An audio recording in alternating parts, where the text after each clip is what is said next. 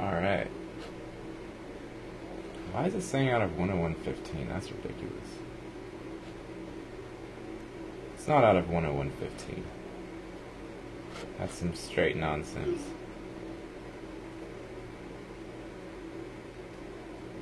Too crispy and deep. What the fuck?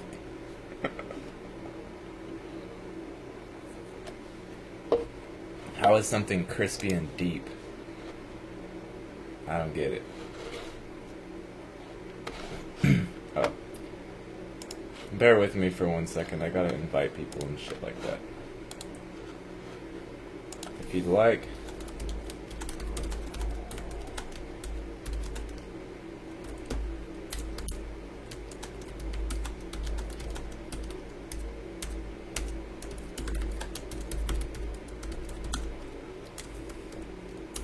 $20.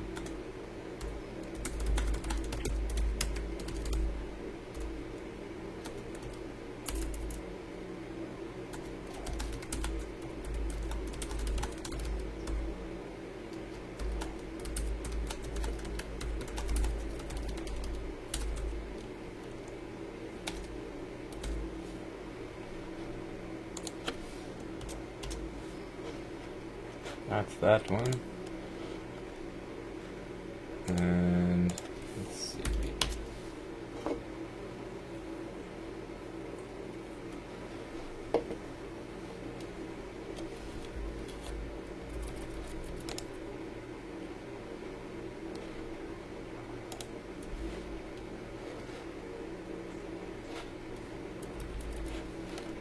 That's that one. Share. Oops.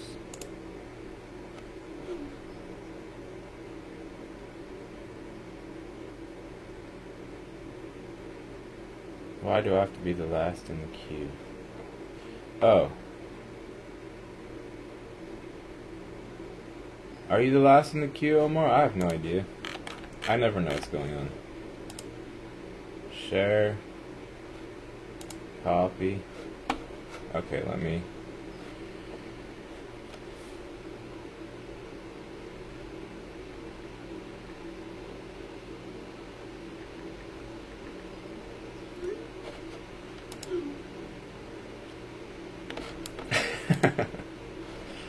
Friggin' no more. Share. Copy. You can't mess up my train of thought, otherwise I will fully derail and nothing else will happen from then on. I must just do one thing at a time. No, I'm sure I see you, Daniel. The sound isn't on yet, and I'm not done copy pasting all this bullshit. Oops. I'm sure you're there. Okay, let's see.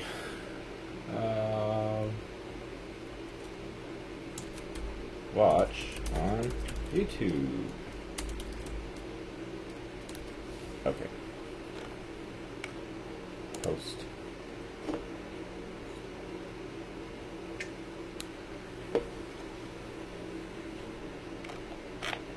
All right.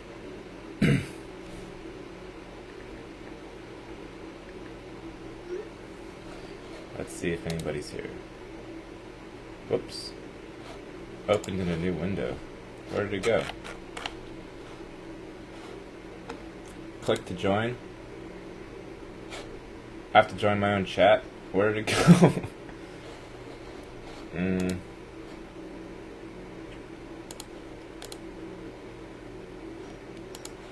This is confusing.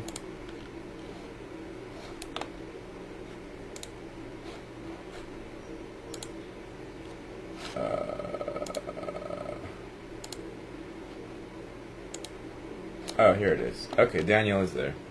Hey, Daniel. Am I? Are you sure? I'm not sure. In fact, I don't hear what you're saying. I'm lip reading right now, so please, like, move your lips. You can't hear me, really? No, I'm kidding. I can hear you. I just had the volume turned down. Okay, good. Do you see what I have in my hand? Oh, you found a snail? Yeah. Is he alive? Yes. He's just shy right now. What's his name? Do you give him a name? Gary.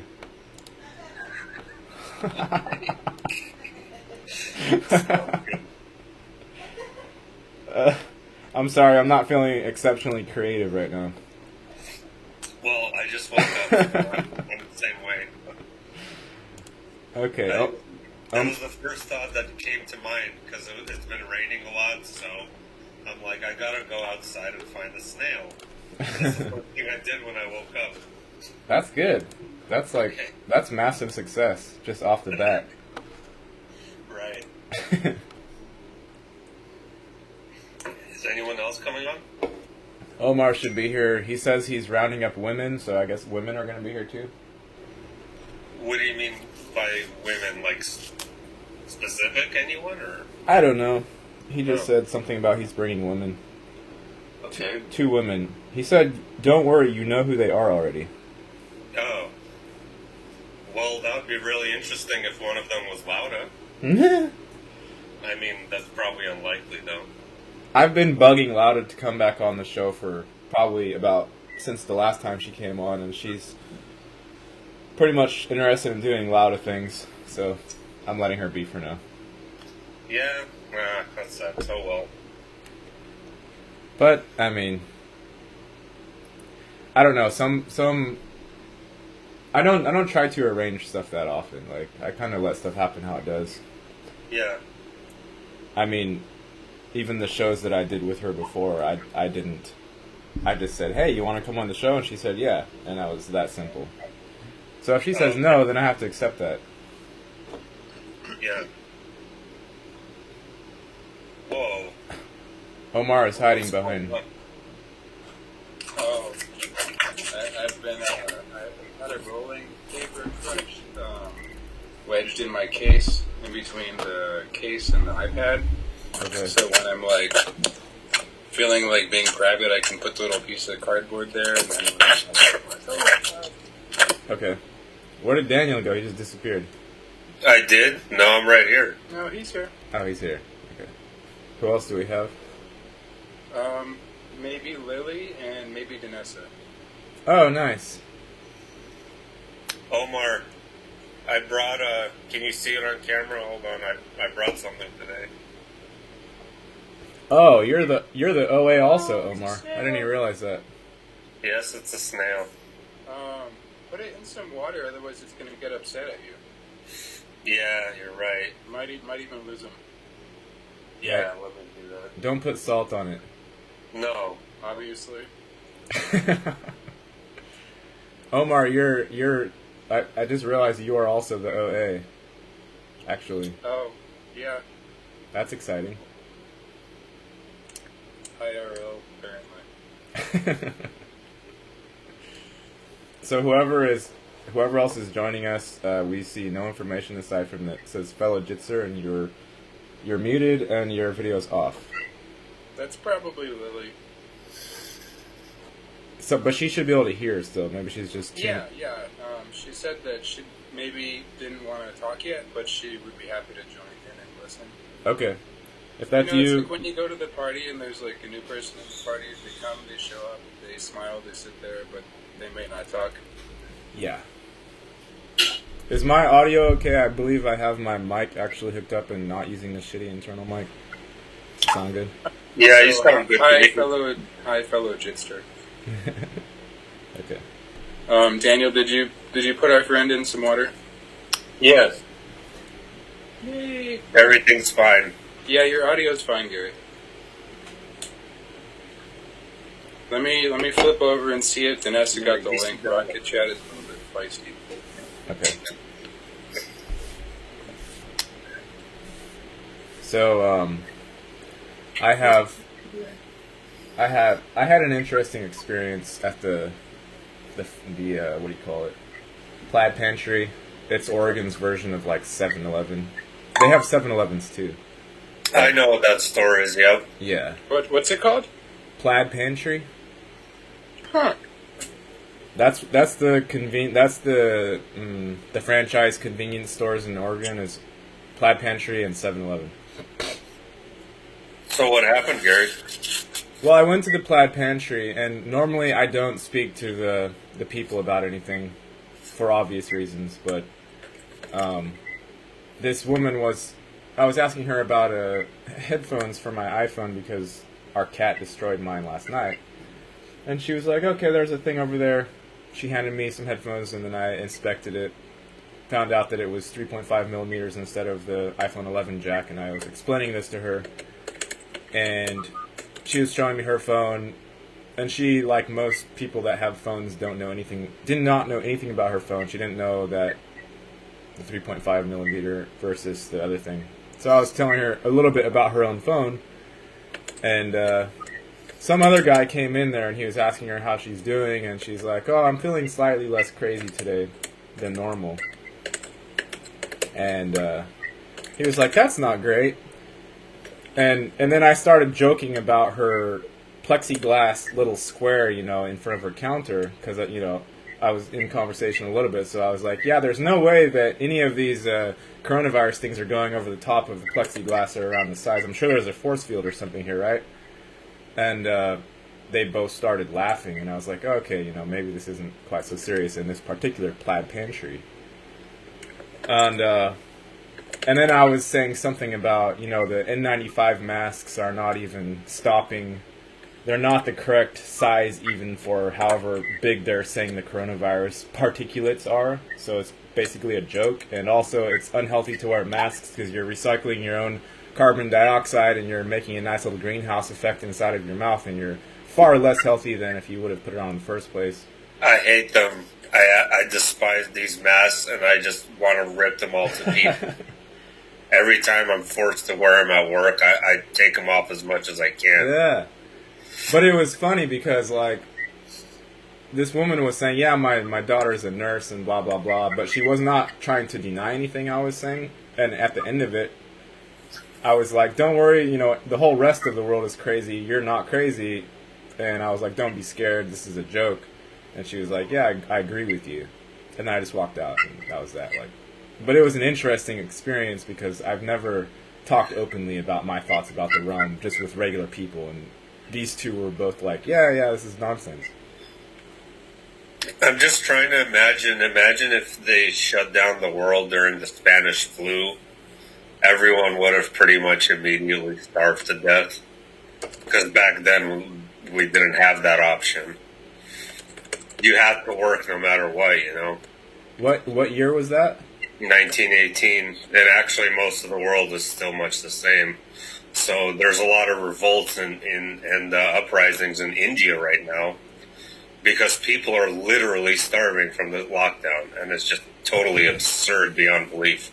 Yeah, I heard a couple stories coming out of India about people that travel that are they're walking on foot to try to get back to their home in India because the transportation is all shut down, all the public transit is shut down. And are you serious? I didn't even know that. Wow. And some of these guys that they interviewed were saying we're not even going to make it home. They're walking over vast amounts of distances.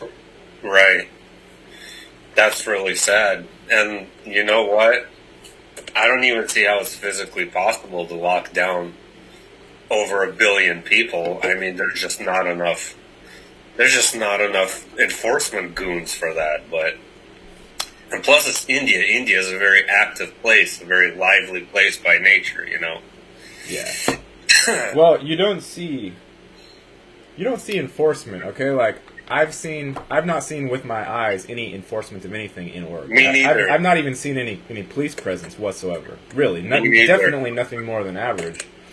No, I see police, but they don't do anything. No, yeah. It's entirely the mind virus thing. I don't think it's anything other than that, and I think more people are not ensnared by that than normal. The stuff that's being pushed out through mainstream media is pure nonsense, and it has no relevance to what you see with your own eyeballs. And I think the regular people are seeing that, and You know, like it could be people in the streets and stuff like that, but it's not being like that. I don't know exactly why it's not being like that, but it's highly strange times, I would say.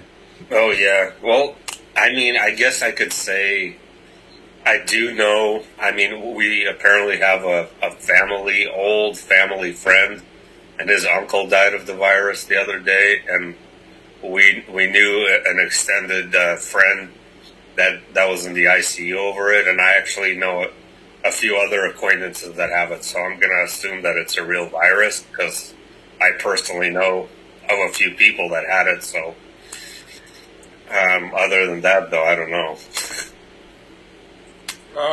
You guys, just in a nutshell, because it's actually relevant to what you just said, Dan, there's a lot of, and I hesitate even because obviously I'm not an expert on anything, but I did catch a few things that I wasn't able to verify, that insurance companies are giving a premium to medical billing in hospitals that code and admit for $20,000 bonus, and then a $40,000 additional bonus when they actually code the death of that. Yes, I heard about that too. I did too. Notwithstanding of that, it's entirely possible that and this is probably going to sound really unpopular, but it kind of makes sense. The entire time the government has been trying to get people to stop fucking around and destroying the earth by being pieces of shit, and then they invented Climate Gate over that, and then that didn't work, and so they're just like, okay, fuck all of you guys, we're going to scare you to bits and make you stay inside so you don't pollute the earth and destroy it. Right, but just an alternative thinking that I've been having lately and wondering about. I think both. We have to always consider both sides. So even if you, what do you call it? If you reduce the situation, right? Reductionism. If you reduce the situation to the two extreme polarities, which is good versus evil. If you go on one side and say white hats are saving the earth, you're incorrect. And if you go on the other side and say we're going full on Satanism and totalitarianism, you're also wrong. Like you can't. It's incorrect to just say it's one or the other. It's not. It's always something in between, and it can be good. I know there are good parts of it because the air is cleaner. At the very minimum, the air is cleaner. Also, people are able to have some time to sit with themselves, to actually meditate. Nobody's done that for ages. I mean, I have, but you have to like make some time out to do that. It doesn't happen naturally in this system. There's also a lot less traffic. Mm-hmm. So that's easing a lot of tension as well. LA has clean air. It hasn't had clean air in forever. Like it's amazing to look at pictures of LA right now. Yeah, we're kind of in a catch-22, aren't we? It's like if you have no economy, you die. If you do have an economy, you die. No, you actually that's the baseline assumption. If you don't have an economy, then the extant system evolves into something else. Yeah, that might be the case for sure. Well, you have to remember that would Dan, actually be something that, look, you can't keep the turtle in the box once it knows that there's a hole in the corner forever. All these people have been either primed for wanting to live in a van down by the river for the last 20 years, or they've already been kind of like never really wanting to go to work anyway. So it's a huge social cultural archetype to want to evolve the old 1950s, man goes to work, woman stays home and cooks thing. So this may be the point in our cultural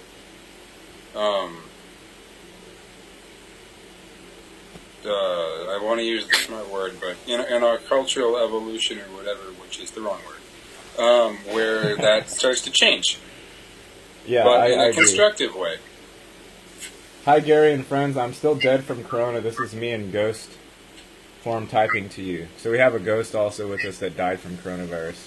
I wanted to say, in terms of the economy, and, you know, Dan, you just said, oh, we need the economy. I want to remind everybody that our economy, as it has been up until this point, is super fluffed up with lots of redundancies, like shit tons of redundancies. Like all of the number moving systems, you know, people who are doing billing, all the people in insurance agencies, all the bankers. I know. I'm not implying that we need what we had. It's so I'm just implying that we overblown. need something, that people need something to do to be active. No, I know that people need something to do, but what I'm saying is that the system is so overblown. Everyone's not just going to run out of actually natural resources the second that sort of overblown house of cards starts looking like it might fall apart.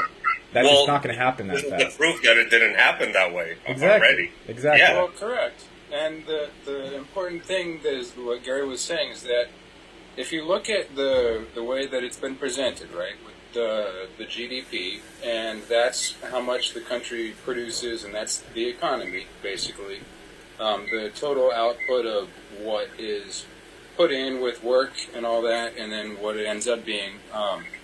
What you actually have is, like he said, a lot of numbers that are conflated and poofed out to make it look like there's ebbs and falls, because the stock market is like a fake.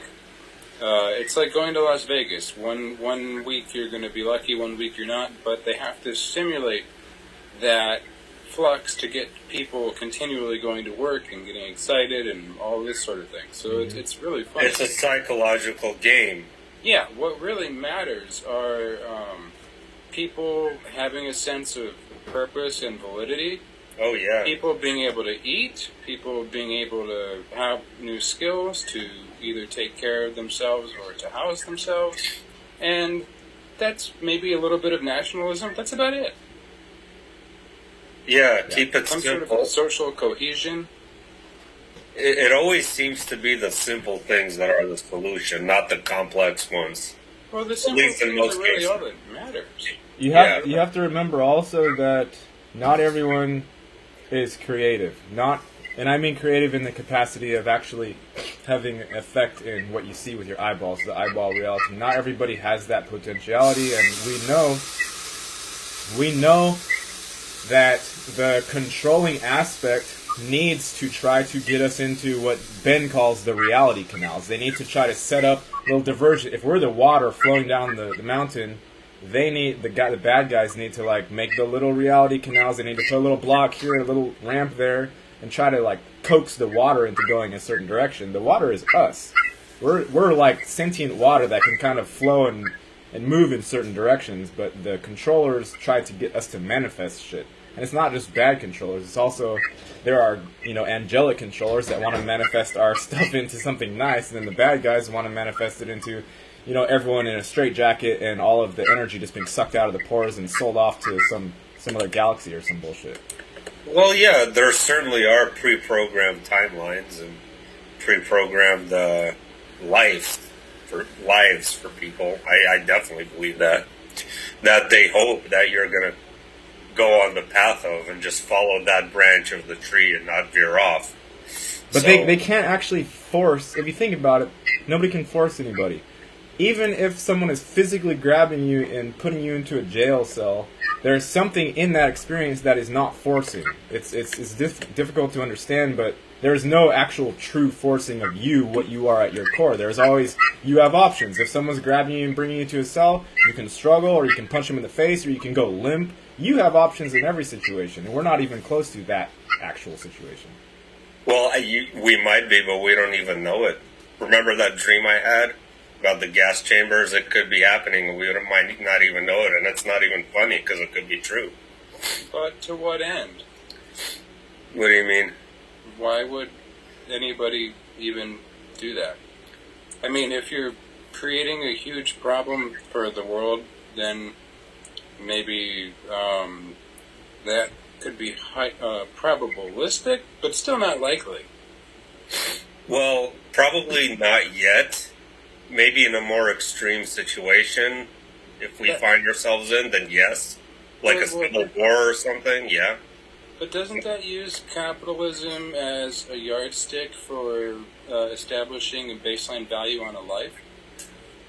Well, isn't that what it's always been? It's always been that, but it's a system of production. That system isn't accurate, Daniel. Like, that's the straw man system. It's literally they reduce your essence as a human being down to some shitty encoded numeric systems, which is encoded toward the slavery state. Like, all the records they keep of your straw man are the shit records. They're not like, Daniel did this beautiful thing for such and so, let's put that on his official record. No, they record the stupid shit things like Daniel was indecent in public, so now that's on your record. That's one thing you've done. Not saying that you did that, but if you were out there, drunk in public, that official thing, like, that was an actual experience.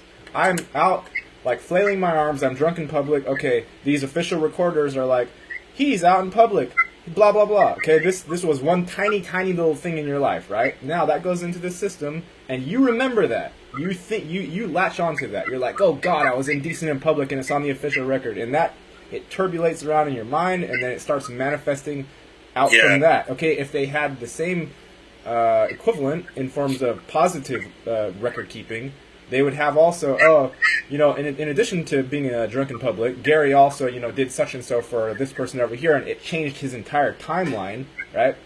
And then I would also be thinking about that, if I actually respected the straw man shitty record keeping system, which I don't.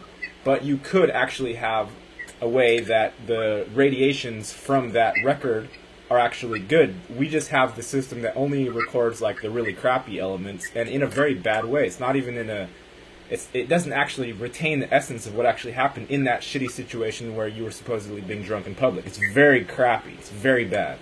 I'm assuming that China's social credit system is the same way. I don't know, but they probably only record the negative aspects of people and portray it in public.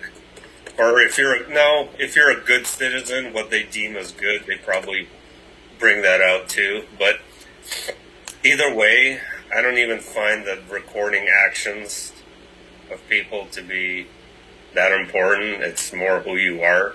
But Daniel, that recording, as far as you interacting with the society, that recording is fully essential for you to be able to eat food and to have shelter over you. That's why you got your social security number just to whip out. You got your driver's license. You got to whip that out every time you want to do anything.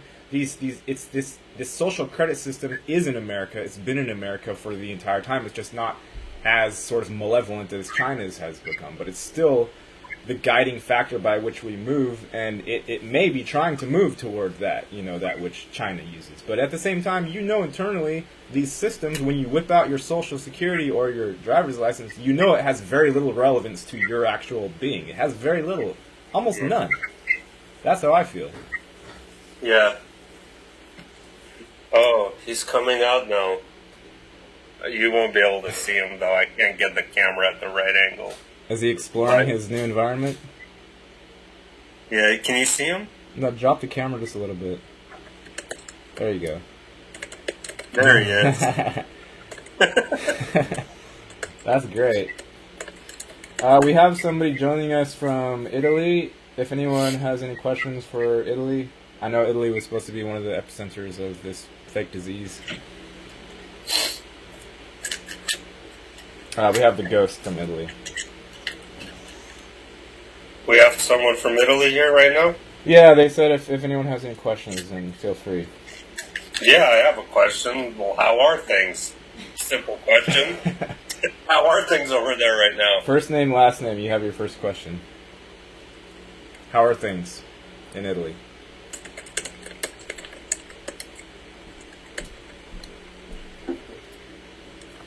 Someone else said straw man factor is abject insanity. If you're saying that, then you're just saying the way that the realm is holding itself together is abject insanity, because that's what's holding it together. Hopefully something else is coming to sort of replace it, like people actually thinking for themselves would be nice. I don't know if it's possible.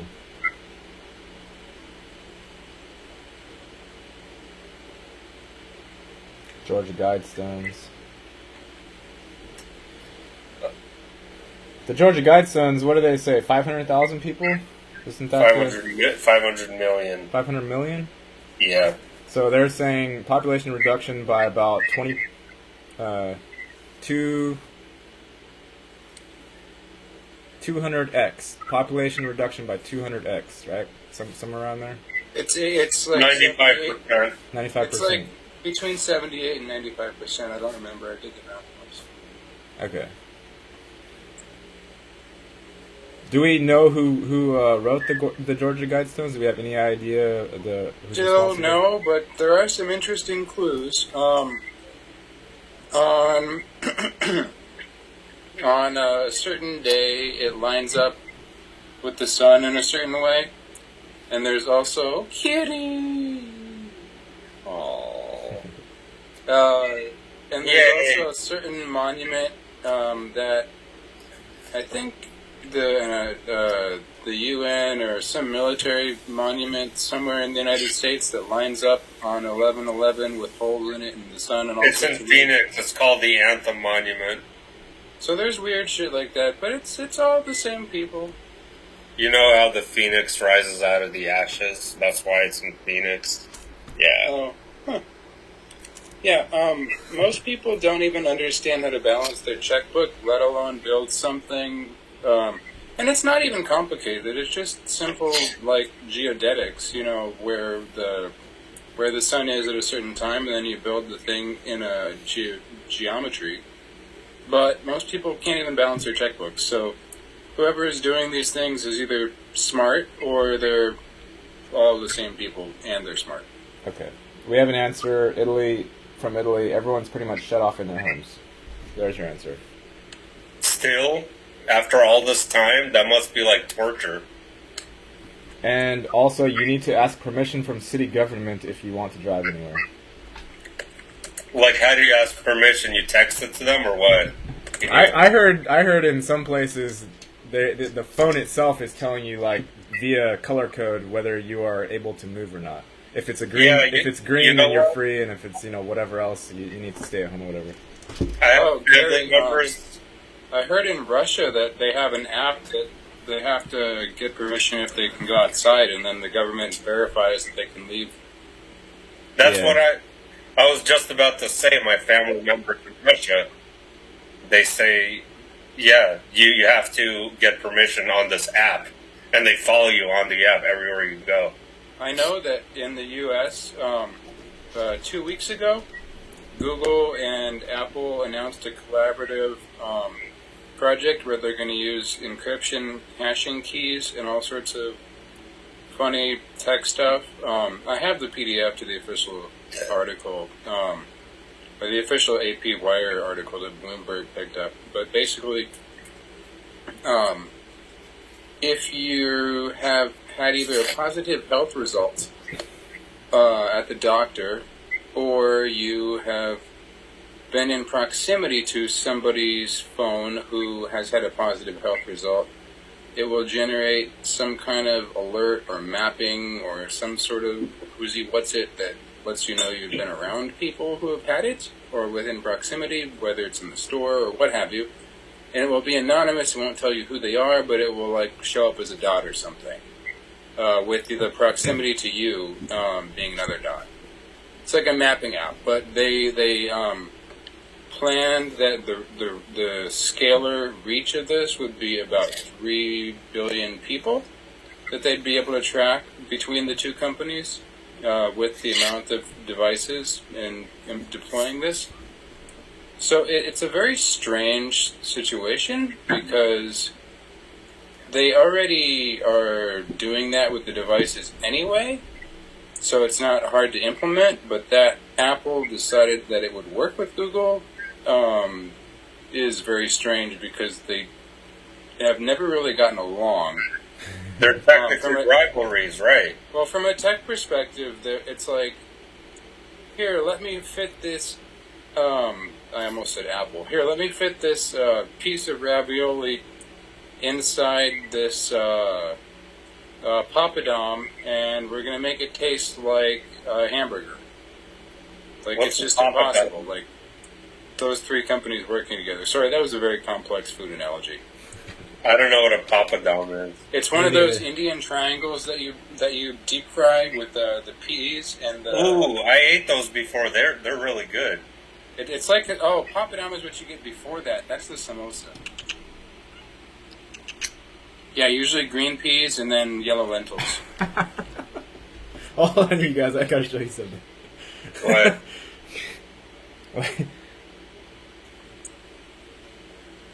Can you see? Oh wow! Mike, What is the? Oh, Is that your cat? there's a little skinny like drawer inside of this dresser where I have all the computer wires in, and the cat is like, it's like as wide as the cat's head, barely. The cat is just in there. That's funny. Sorry. Hey, you know, in Russia though, it's only Moscow and St. Petersburg that are shut down. It's not the whole country. You can't shut down Russia. I mean, come on, it's Russia. Yeah. Just think about that for a minute. You have people living 100 miles from civilization in Siberia. Yeah, we'll shut you down. I think it's a good indicator. What we're seeing is a good indicator to what this realm actually is, by virtue of how far the silly shit can spread. But you can also see that it's more of a MK type of enforcement rather than physical enforcement. It literally, like, if you're not entrained to some bullshit, then you're not affected. And I think the main way to sort of view this is view it from the perspective of the Joker. Don't view it from the perspective of seriousness. Like, if someone comes banging on your door and asking about COVID, just treat the whole thing as a joke and just start making a joke about it, without being, of course, violent yourself. But it doesn't. The system does not like unpredictability, and it does not like lightheartedness, right? So, like, if you wield both of those tools, wield unpredictability and lightheartedness in the face of any of this serious bullshit, and it won't know what to do. It's funny you mentioned that. I'm actually reading a book right now called Tall Conversation with an Alien. Gary, can you ever say that again? Sorry, I didn't. I don't know if I can. I was just saying, like, if you want to not get pulled in by the entrainment, your two tools to wield are unpredictability and lightheartedness. Yeah, that's actually a funny synchronicity. And chaos. Okay, like, I'm not saying negative chaos. I'm saying, well, that's the same thing as unpredictability. But we just watched this show, The Witcher. It's an amazing. It's only one season, but everyone go watch it on Netflix if you have it. It's very relevant to what this place could have been, because there's all kinds of witches and warlocks and mages, kings, queens, jokers, like all this. People are actually living. Yes, they're murdering each other and all this shit too, but like they're actually alive and they're not walking around like robot zombies. Like, shit is actually happening in their reality. Like, It sounds interesting. Did you guys complete your census? census? Yes, I did. What? Hey, Did you before complete your census, Gary? What is a census?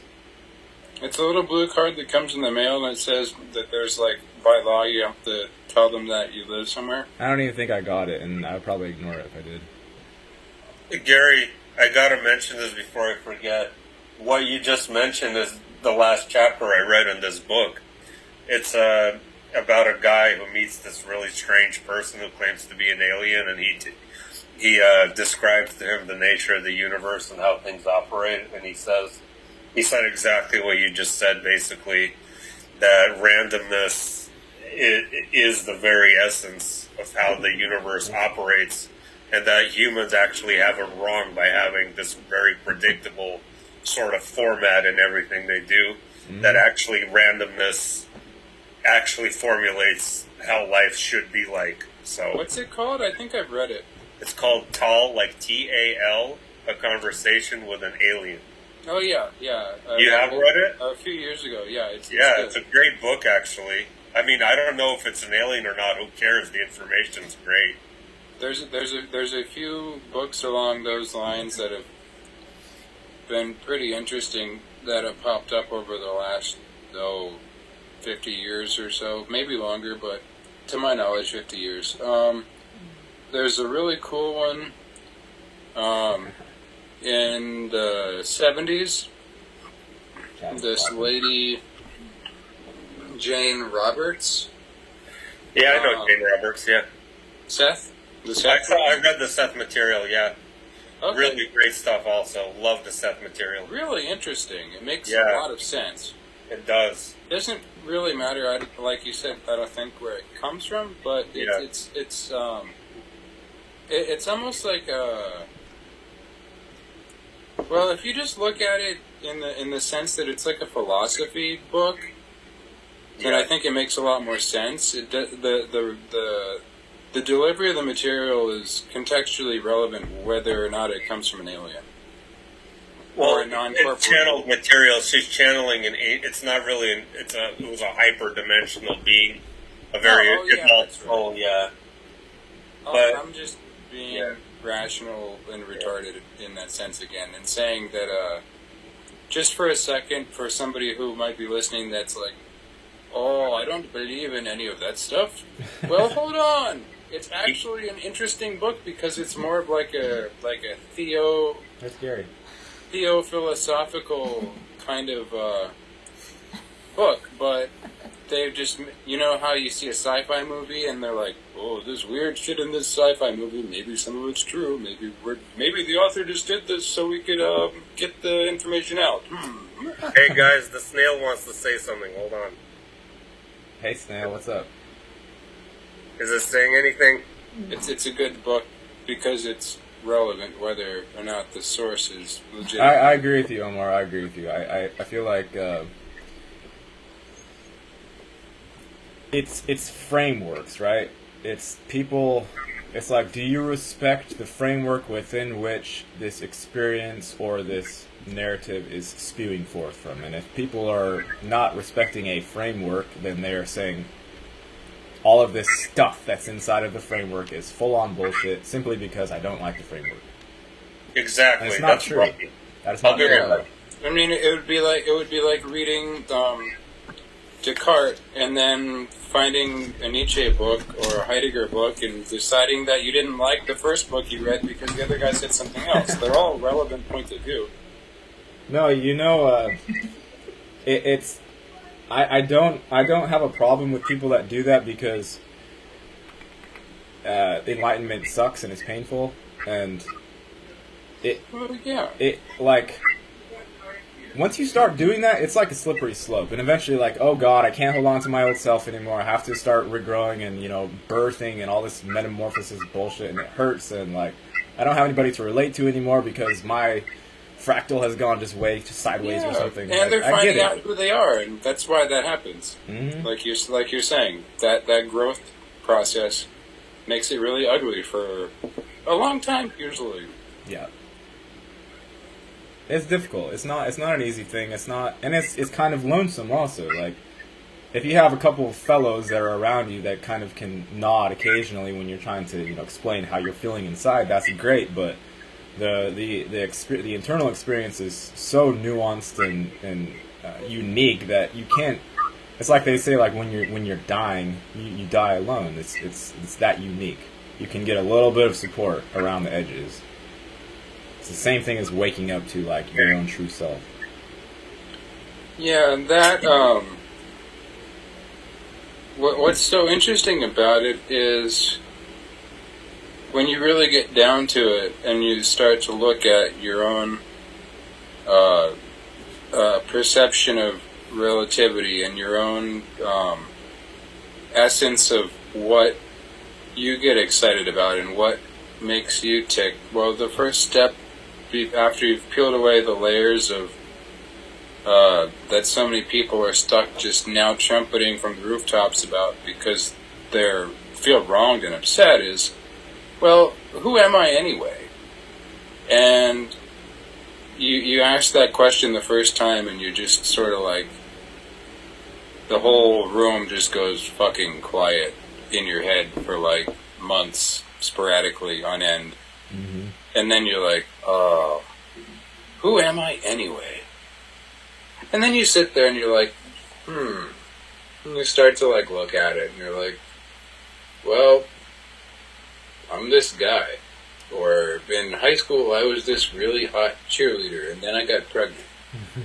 or I've always worked 80 hours a week, and I have all these bills, and I'm miserable, and I drink every night to fall asleep for work, and I don't know jack shit about who I am, but I know I have a good job.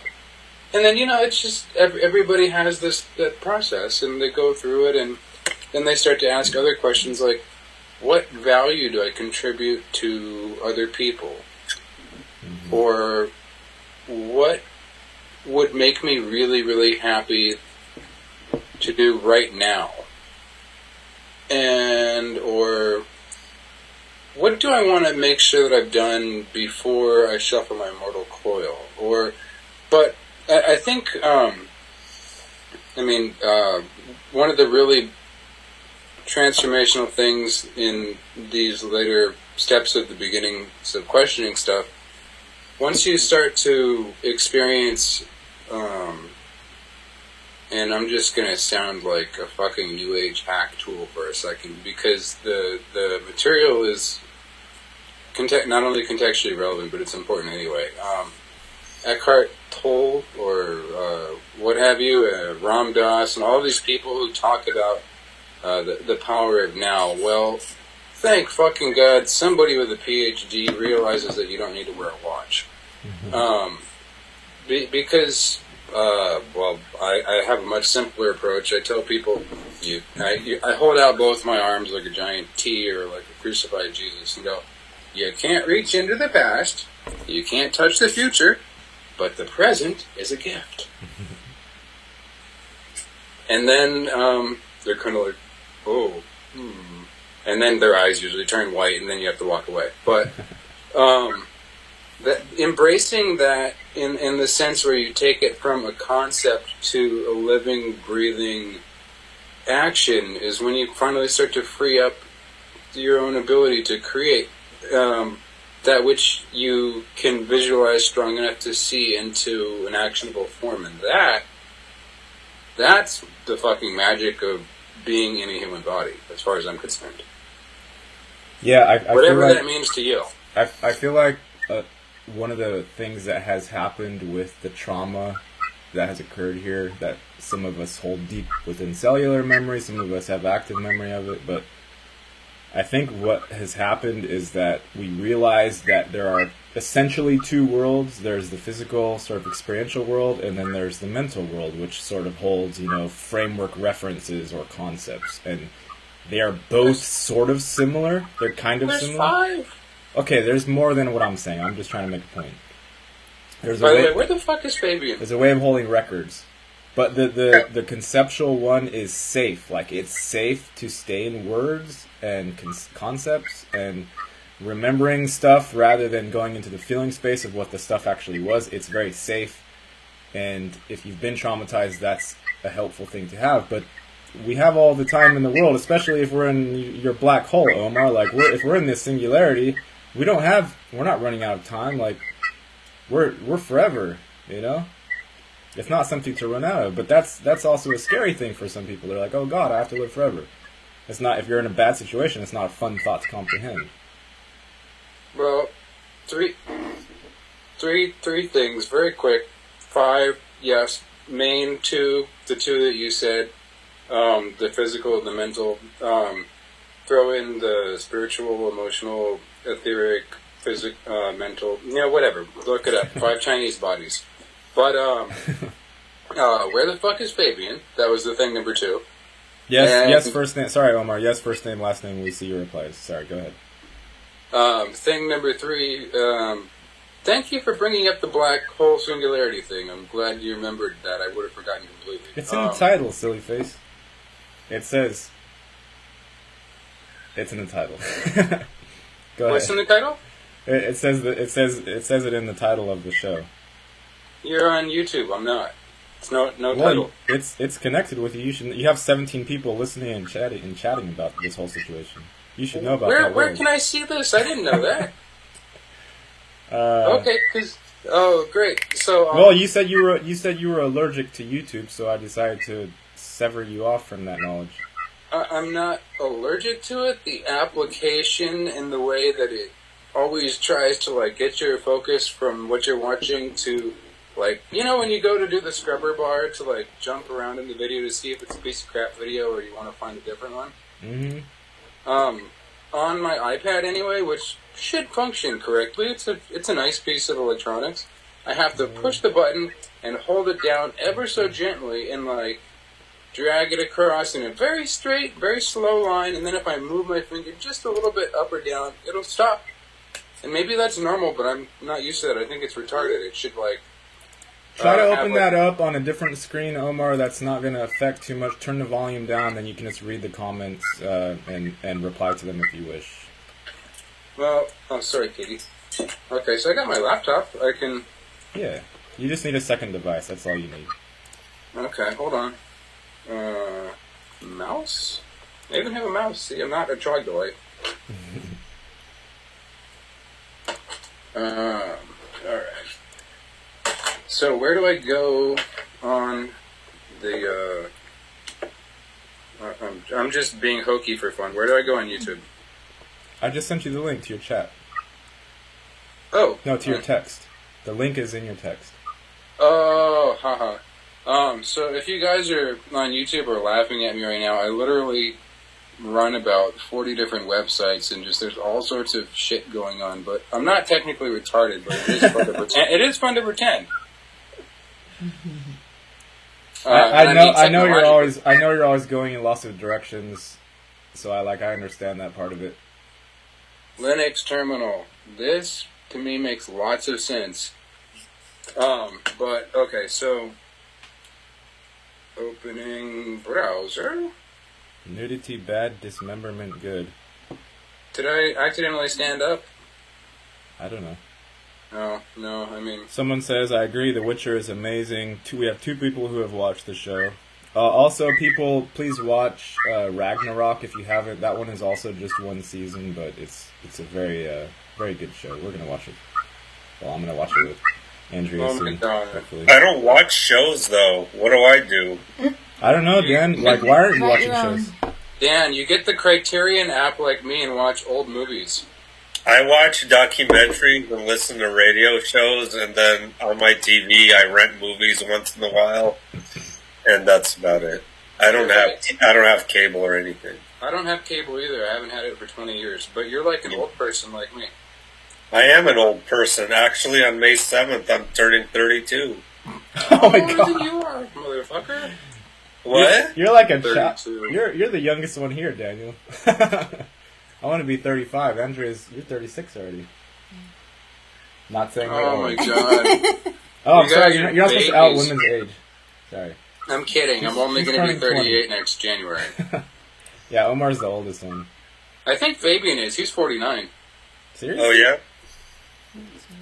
Yeah, he looks like about 30. Hey, but remember, these numbers are part of the straw man concept. They don't mean anything. I know. Of course they don't. But what they do mean is the potentiation of having had a large swath of life experiences, which does alter your character perception and referential frame in this game. When I was 21, there was a lot of shit that I thought I knew about, and then when I turned 27, I was like, oh, dude, if I live to see tomorrow, I'm going to start doing shit real differently. And then when I turned 35, I was like, all of you motherfuckers are like 12 unless you're like 30. True. So it changes all the time. It does. It does. Okay, so, sorry, Gary, you asked me to go on my, so I'm going to type in Gary on my laptop. I know you sent me a link, but okay, so Gary Warmerdam, I found you. Yeah, it will work that way too. You can go that way. And then I go, Weekly 20. Thank you for all of you lovely folks on YouTube putting up with my retardation here, figuring this shit out.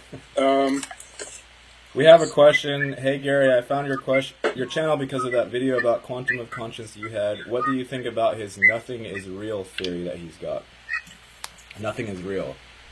I called him out on that. I don't want to say called him out, I tease Matt even though from afar because he doesn't really talk to me anymore. But I feel like I made a video saying something like, if he's gonna say nothing is real, he needs to apply that to his own very personal, intimate life as well, because he's holding himself off. Hold on, Omar. He's holding himself off from the possibility of like fully going into the thing, which makes you insane for a second, but then you come out of it. Because you need to, if you're gonna apply like this boogeyman is, manipulating things from Mount Olympus, as he calls it, and he's forcing us to do all these things. If you don't apply that into your own like personal life, then you're foregoing yourself from actually like getting that thing that relieves you. It relieves the thing of like, oh, I'm worried about everything, and he's still worried about everything. That's my opinion on his nothing is real theory. I didn't even know he had such a theory. Well, he does that because it's very nice and fun and makes you feel good to say the whole system is fully demonic, corrupt, evil, ugly, and they hate everyone, and they're forcing us to do these things, and nobody knows where they're hiding in which dark room and all this stuff. It makes you feel good because you're like the purveyor of knowledge when you take that position. But if you don't apply that knowledge into your personal little bubble and feel what that feels like, to say, my hand's not real, my eyeball's not real, the thought that said nothing is real also isn't real. If you don't do all that shit, like, you're excluding yourself from enlightenment. From that particular part of enlightenment. Who is Matt? Quantum of Conscience. Yeah, it's an interesting channel. Is that the same Matt? Matt Wyatt? Matt? No. Matt used to be Texas Shrugged book, and then he got really worried that the Illuminati were gonna destroy his shit, so he took it down himself after 2 copyright strikes, and then he rebirthed as Quantum of Conscience, and now he has 3 times as many subs as he did back then, which was like 20,000. Now he has like 60,000. Wait a minute, he was Texas Shrugged? Are you serious? Yeah. I never knew that. Uh-huh. What the? I thought he lives in Pennsylvania. I don't know if he lives in Texas. I just know he was the author of Texas Shrugged book channel back in the day. Oh, hi, Cheryl. He made a really good video the other day on predictive programming, though. You guys should check it out. He does. I enjoy listening to him. I'm not bagging him. Like, I mean, he is playing a certain role, but essentially, like, yeah. I mean, I still listen to his stuff. I don't mind that he whines about the control structure all the time, because the control structure is a piece of shit and it doesn't respect actual spirited beings at all. It only caters to the retarded strawman aspect, and that makes for the most boring existence possible. And, what do you call it? What's that word? Traumatizing and horrifying and all that good jazz. Степа, где ты? Что ты делаешь? Tell her to come on, Dan. Tell her to come on. Wait, now it's my son. Okay. The folks here on the YouTube. Good. Got it. Excellent. If anyone has any questions for Omar, he is now connected with your thought stream. So go for it. Sorry, I'm a little slow with the... I usually just use one screen. This is new. Found you through Matt, too. You're right. You and I were both sleeping in cars. Yeah, I was in my car for like a year and a half. To be able to cough up the forced extractions for my kid, which he didn't necessarily need. The whole system is fully broken, though. I'm just completely aware of that. I find my own way within the absolute and utter brokenness of it, and I still have fun. Like, I'm not jaded or bitter toward this realm. Sometimes I am. Not too often. Like last night, I was extremely mad, and I was like, I need to vaporize this entire place with one thought. I need to hurry up and do it. But Wow, imagine if we had that power, like X-Men.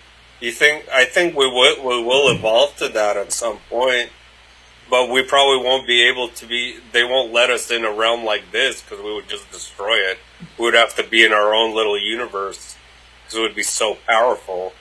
That does happen, I think. But what happens is you don't destroy that universe. You destroy your own presence in that universe, and you rebuild yourself in a place where you're not so effective on other sovereign individuals that don't want to be fucked with your stupid universe disappearing nonsense. So I was having this dream series the other night.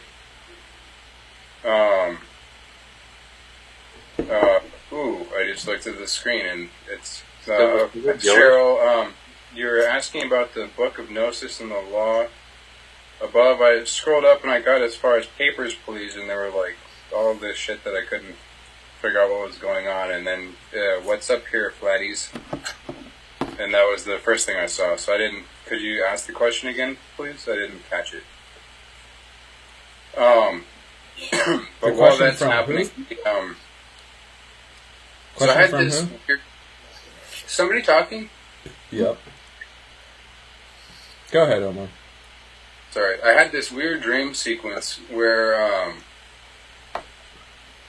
quite literally, it started out where I was, like, falling out of a building, and then they were, like, it was part of a mission that was happening, where they were, like, people had went from, it was all happening on another planet, first of all, which is weird enough, but it was like a recovery mission to like collect some assets, like hard drives of like holographic data or something. But what ended up happening was there was that part, and then there were like some scientists that our team was meeting with, and then there were a bunch of other people that were coordinating. And I sound like a tweaker right now, but there were all sorts of different things going on, and there were all these vignettes. And all of these little pieces were connecting to all the other little pieces in a sequence. And the bigger takeaway was that all of these projects, and I'm probably going to catch some shit from somebody about this because of how ingrained the anti is, but you'll understand why I said that right after this. The whole big data thing, the whole CERN thing, all of these groupings of huge things that people are very, very scared of. What the dream was actually telling me was that we have been absorbed into a black hole that has been sort of like a roving antimatter black hole that's been cruising through our local solar system for a while. And it eventually absorbed Earth, and I could not ascertain, and I was told in the dream that I would be briefed on this part later, so I haven't had that happen yet, but they were telling me that either the local Milky Way is entirely absorbed inside this black hole continuum, like a giant shoebox, or it's just Earth.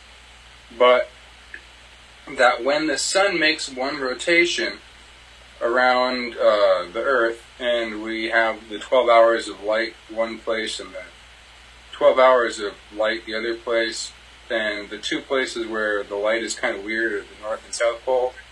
My whole life I've always wondered, what the fuck is that about? It doesn't make any sense. But they were saying that because Earth is in this black hole, you're only seeing the actual sun light for just a little bit when it lines up just the right way at those two focal points, the north and the south, and then the rest of the time it's indirect refracted light from the real sun. That's which very is being interesting. projected. That is really interesting. Let me Wow. finish. It gets weirder. It's being projected by the moon.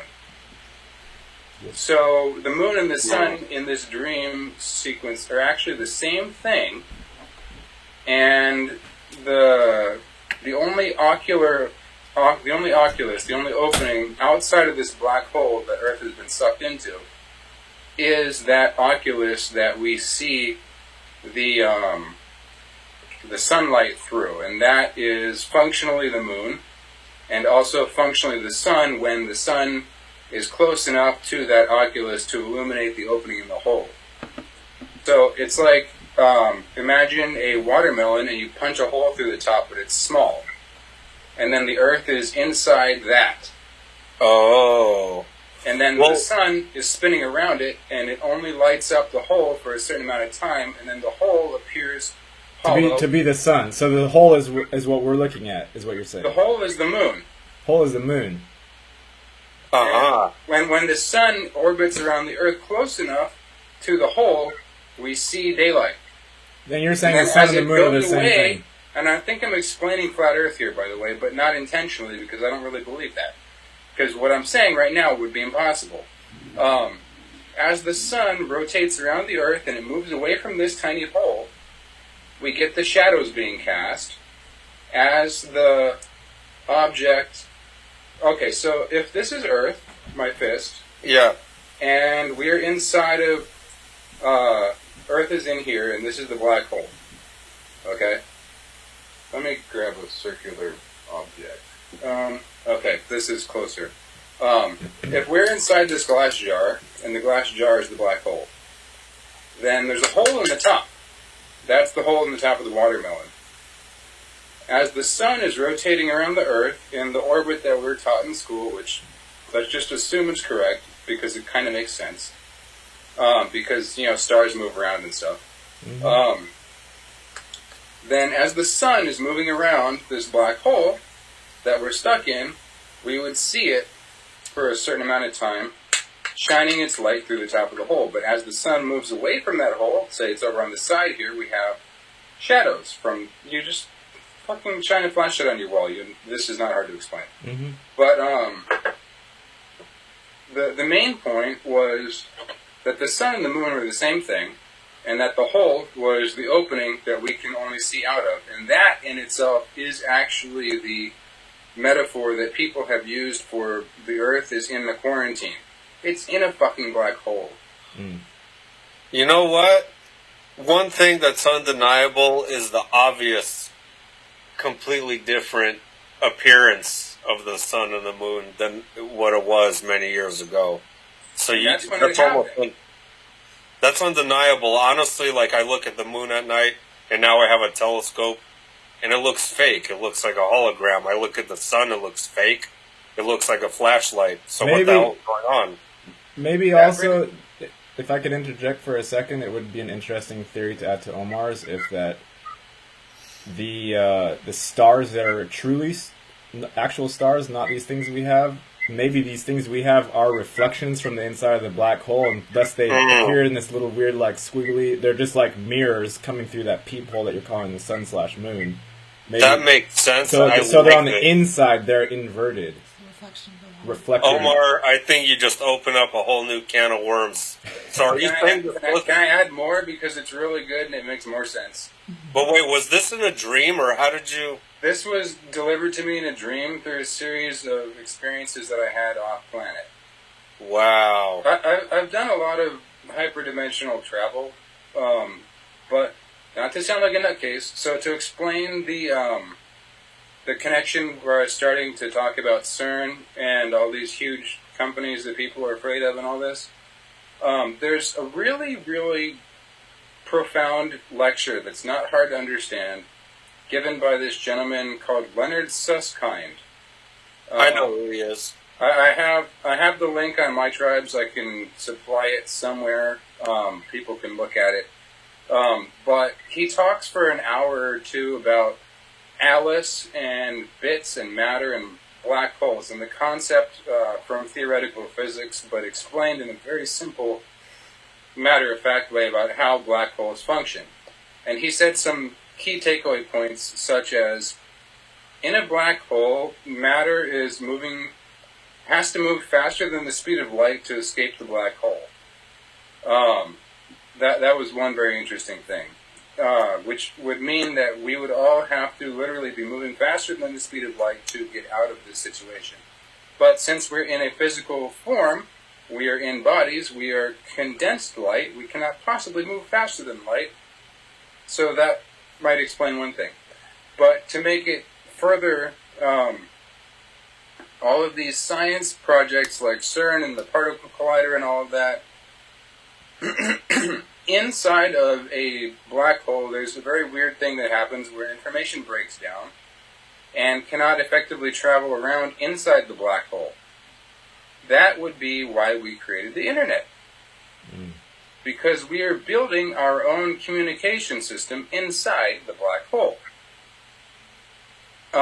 And you remember around the last time that I actually was able to look up in the sky and see a convex glass over the entire sky, like it was we were just inside of a shooter marble, was 1993. That was the last time I saw that. And before that, my whole life was very clear. You could see it all the time. You looked up in the sky and you looked way, way, way high. Like the whole thing was like you're inside a ball of glass. And then the internet turned on, and then the next year that disappeared, and I've never seen it since. I've never seen that one. Sorry, what, Gary? You're saying pre-93, you always saw a glass ceiling? Oh yeah, my whole life. I never saw that. I was born in 85. But maybe I was too young to remember. I don't know. Huh. Well, so the internet turns on. I'll shorten this because, Dan, I know you have something to say, and Gary, you do too, and I want to shut up. So we could I want to hear what you guys think of this and what YouTube thinks of this. We turned on the internet officially to the world in 93, 94, right around the same time.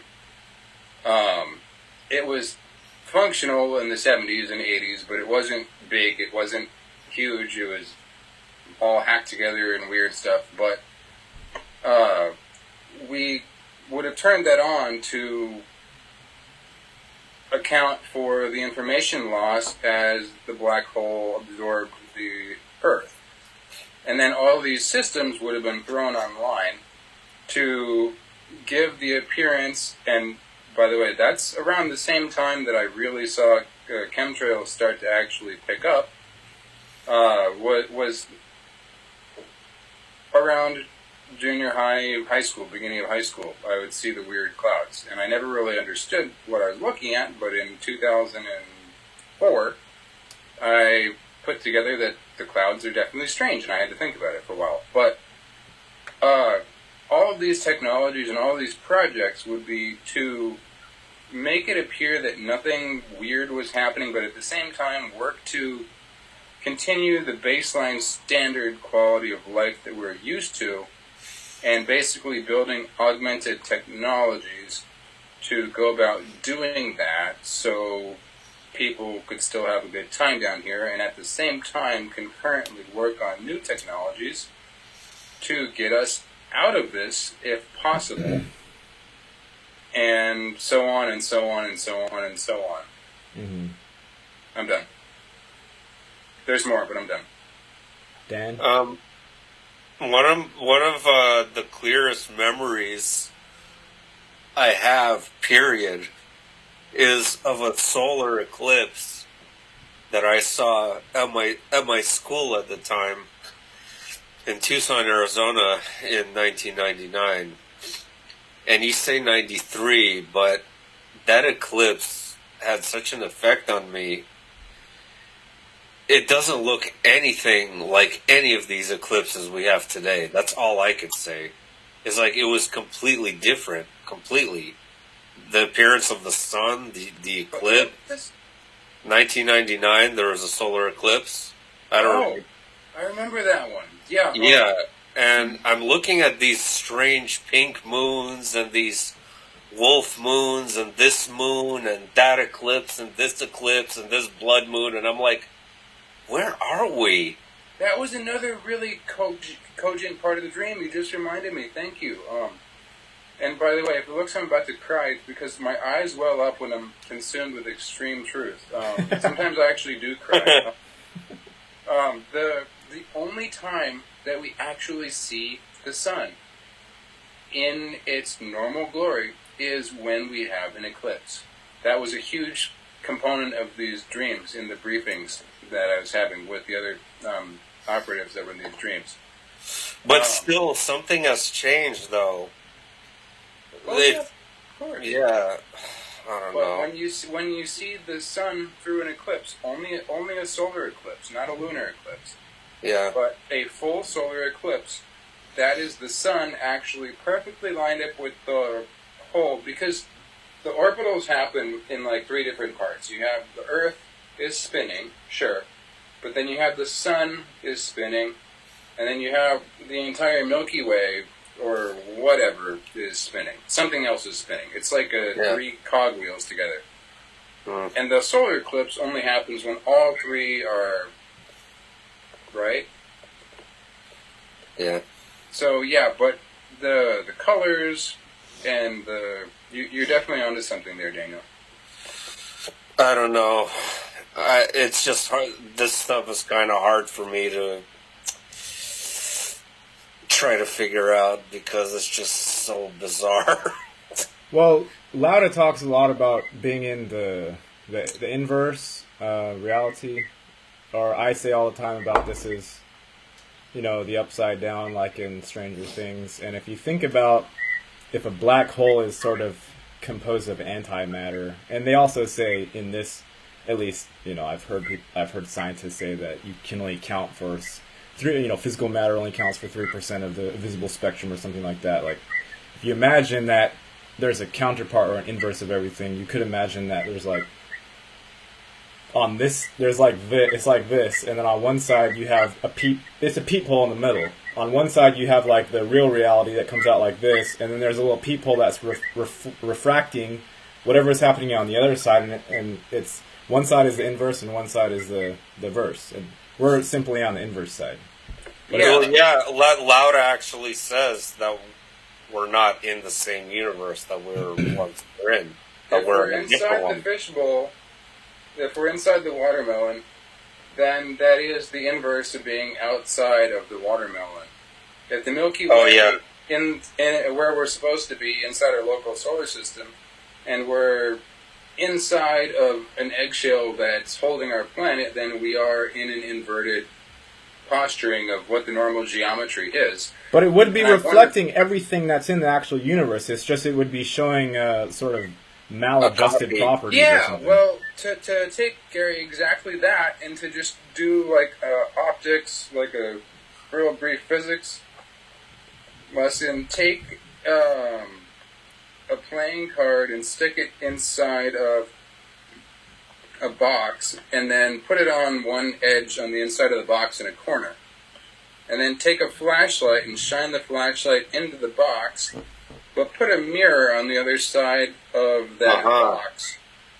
And then watch as you move the light around in different parts, never shining it directly on anything, but keeping it more or less perpendicular for the demonstration. You'll notice that the shadows interact with how the light reflects onto the playing card and is displayed in the mirror. So that would be all of the information and all of the things inside of the local black hole continuum being reflected in an inverse fashion. And I had this pop-up on YouTube that says, staying safe in live streams. Did we get flagged? Did I say something stupid? Did I swear too many times? Are you serious? Oh my gosh. I don't think so. It's still live. Hey, for some reason, what came to mind right now... Well, it stopped updating the chat, so I figured I fucked up somehow. No, it's still live. Okay. The monolith from 2001 Space Odyssey, could that be the black hole? That would be the awareness that man is greater than he thinks. I just think in a purely... Sorry, that didn't make sense.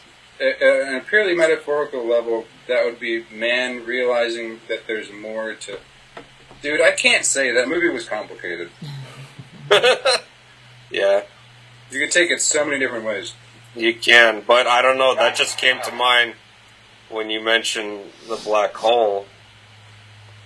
Thom just said the 7 spheres. Thom, have you read a book by George Van Tassel called The Council of the 7 Lights?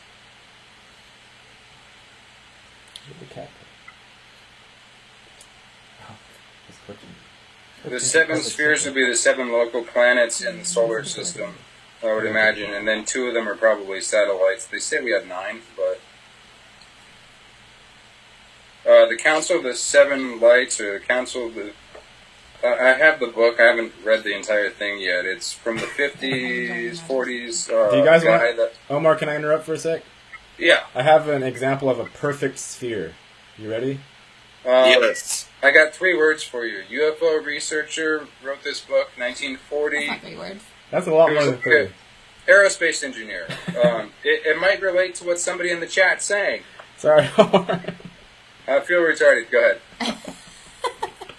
It's perfect sphere. Oh, beautiful. Is that not a perfect circle? It's a catoroid. Sorry, go ahead, Omar. Go ahead, Omar. I wasn't trying to interrupt you. No, you're good. You're good, dude. Are you kidding? No, your friend Thom said 7 spheres, and then a question mark, and then it hasn't said anything. Oh, yeah, right.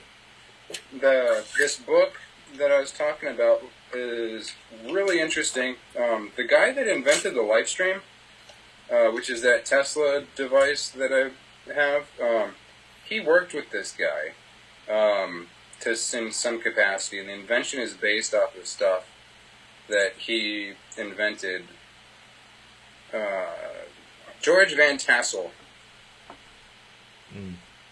And just loading my ebook website to get the. Can I paste the link into the chat? I think so. You can share your screen also. If you share your screen via just Jitsi, it's a super easy function, and everyone who's watching on YouTube will be able to see it because it will go on the screen. I'm on my laptop. Can I do that through YouTube chat? Do whatever device is displaying Jitsi. If you share the screen on that, everyone will see it. This is displaying the YouTube, and this is displaying Jitsi. Yeah, put it on the one that's displaying Jitsi. Like share your screen from the one that's displaying Jitsi. Which click on those 3 little bubbles and you go. No, dude, this is displaying YouTube, and Jitsi is on the thing that you're looking at this with. Okay. Other way. Oh, he wants to share his screen while it's actually live. Oh. Okay. This has YouTube on it. Can I click a button on YouTube? You have to do it on the one that's displaying Jitsi. Or else you can just hold that up to the screen. Oh, yeah, okay, I'll just do that. Because this is behind firewalls and stuff, so that wouldn't work probably. Okay, I'll make your screen big and you can just hold it up. Thank you. Okay, so I'm on my ebook website, which is called bitdrop.org. And if you look up the word council, the search engine's a little weird, so it'll pull up American Council on Science, Australian Immunization, and George W. Van Tassel, the Council of 7 Lights. Right here in the middle of the page. And it's the second link down. And then you can download the... So bitdrop.org? Hurt my brain. I'm mirroring this. So, yeah, and you click on the second link right there. Bit.drop.org, George something 7 whatever. It'll open George the Van Tassel PDF directly so you can read this book. And this was... Does this... Ooh, that looks interesting. Readable or is it backwards? No, it's forwards. It's correct. Oh, okay.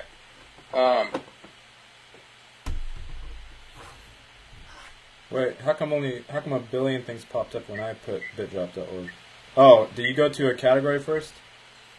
No. You see the magnifying glass in the upper upper left? Yeah. Type the word council and then wait for something to pop up. Okay.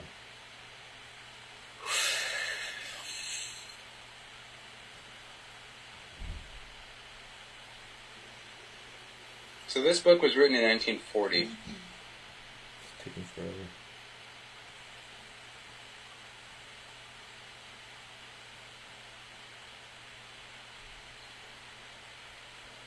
Most of the people on Earth today are... Okay. Maybe I can find it on my computer real quick. Well, did you go to bitdrop.org and see the search engine? Well, I did, but I'm on my phone trying to do it, and my phone is really slow for some reason. Bitdrop.org. I'll do it on my computer so everyone who's watching can see the actual process. And there's some sort of feedback on somebody's end. I'm not sure exactly whose, but... The laptop is muted, so I'm not sure. But if you go to... dude, I'm lucky I can read backwards and upside down and shit. Okay. If you, is that bookmark? Council. Where do I where do I reload the page? Hold on. Okay, so I found the button. Okay, I got it. George Van Tassel. I got you. Yeah, so if you go to the main site, bitdrop.org, you're greeted with this. And you have all these categories of books. There's 700 gigabytes of books here, so it's real easy to fuck up your head and get confused. But if you go up here, and sorry, I look retarded, but I'm doing this in a screen. So if you click that, then you type the word council right in there. And I'm just going to flip it around so I can type COUNCIL. You don't need to hit enter or anything like that. See how I have council up in there? Mm-hmm. I found it on my computer. I did it also on mine, so the people have 2 versions of it now. Oh, good, okay. Yeah.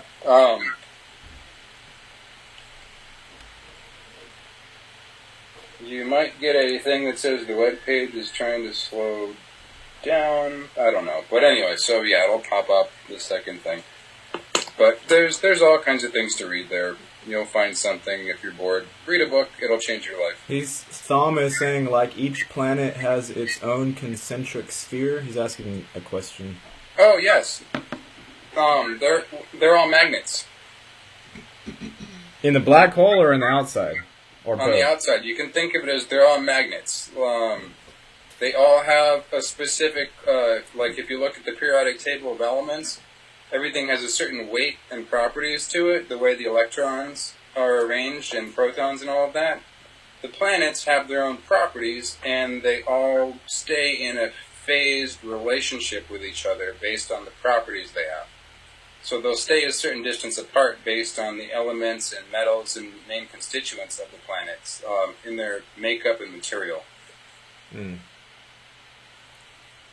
So instead of, well, if they're all magnets, does that mean that each planet is pulling stuff in on one side and pushing it out on the other? Is it that type of magnet? No, more so in the sense that they have a fixed relationship.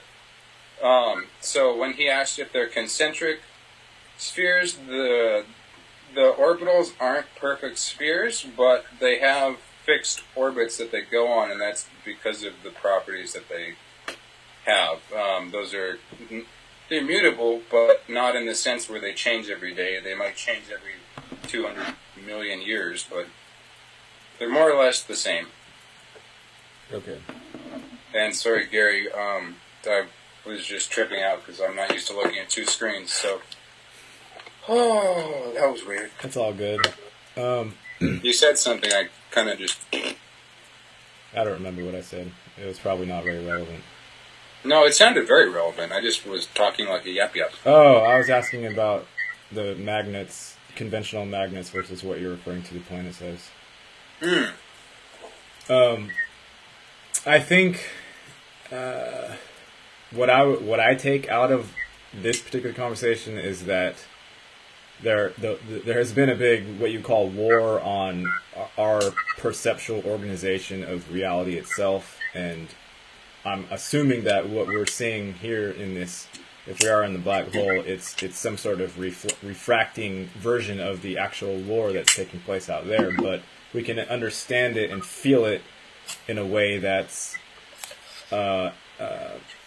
unordinary enough that we are sort of like free to explore information without getting entrained by all the bullshit. That's what I feel like. I feel like we have attained a certain amount of freedom within whatever this place is to freely converse with ideas, where there are some places that everyone literally has fallen into the entrainment machine of whatever, whoever is calling the shots as far as what should be relevant or what should be essential or whatever, right? But internally in our own minds here in this place, we are able to freely explore without, yelling at each other, so to speak.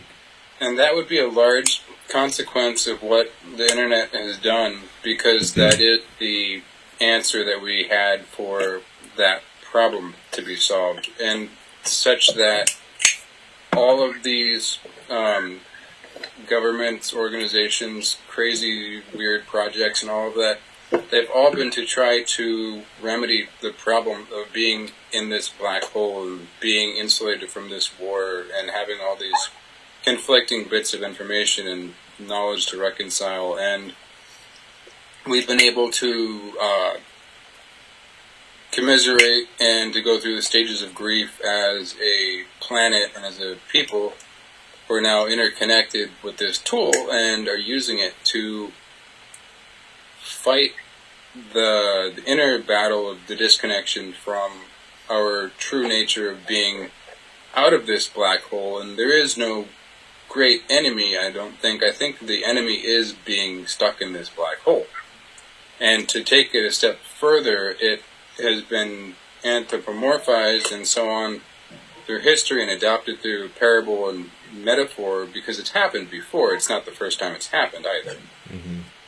Well, should we assume that it's necessarily a black hole, or could it be an alien containment system? I'm going on this operant theory that the simplest thing is usually possible, and we're either put in the black hole by an alien force, or the black hole has intelligence. How about that? Its intelligence is called is called us. But we're the thought forms of the black hole. That maybe there is no actual enemy other than the disconnection from our normal position in the solar system, and de-anthropomorphize that all the way back to the root level of analogy for a second. And that sounded like Greek. Take all the weird stories you've ever heard and just assume maybe for a second they're talking about our disconnection from that. Yeah, it makes sense. It also relates to, I think, people's... Because I know I, for one, have some sort of distant, hazy memory of physicality having a much different flavor than it does here. Yes, me too.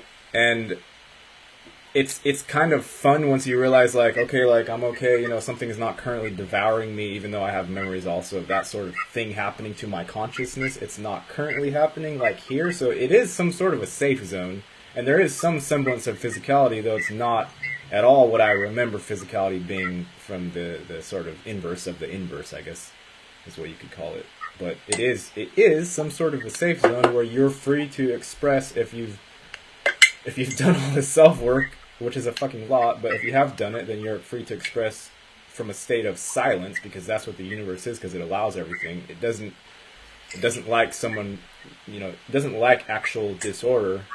There are natural remedies for all of that, so if you have attained a certain level of okayness with the situation, then you're free to share. But if you start getting loud, especially in this inverse, then stuff will come along and, like, hush you up because you're disturbing something. I don't know exactly how it works. Well, the inverse would be reacting in a strange way to the limited amount of bandwidth that's inside of it because you're making too much noise. Not that you're making too much noise, but inside of a shoebox there's only so much room where there's normally a lot of room.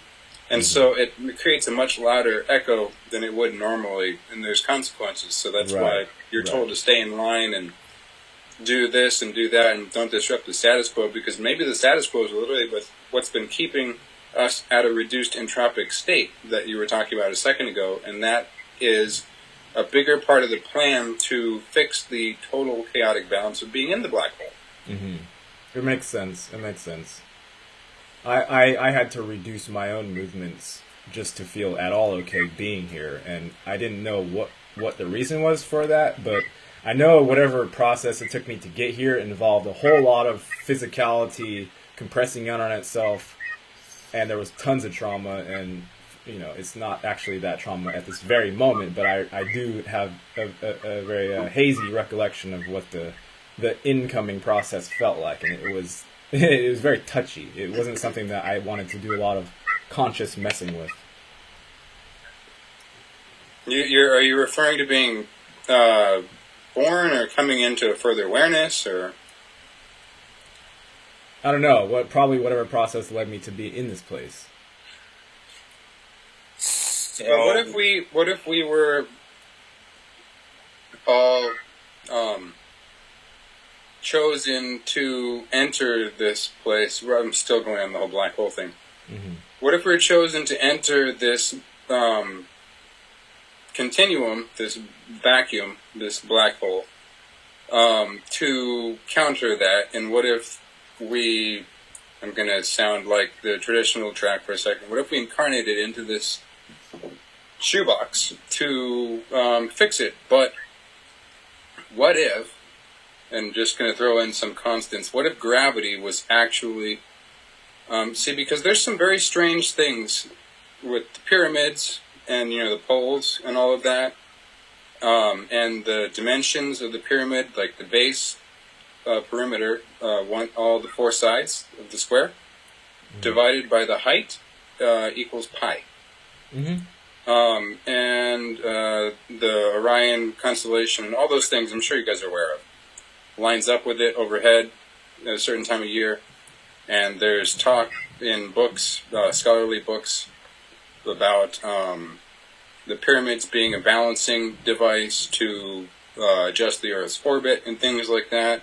So we go back to the concept of what if the black hole thing had happened before through time cyclically based on the orbital position of either a rogue alien thing, like Dan was saying, or it just happened naturally and we just kept getting sucked into it because it was part of our solar system. Or we're in a cyclical universe and that's how it operates. Cyclically. Correct. And that would explain all of the reset theories and all of that stuff because it's just something that happens in a cycle. But, and more importantly, if you take the gravitational constant that's provided in physics classes and stuff, they say that it's 9.86 meters per second squared. That's the speed of gravity in a free fall, aka in a vacuum.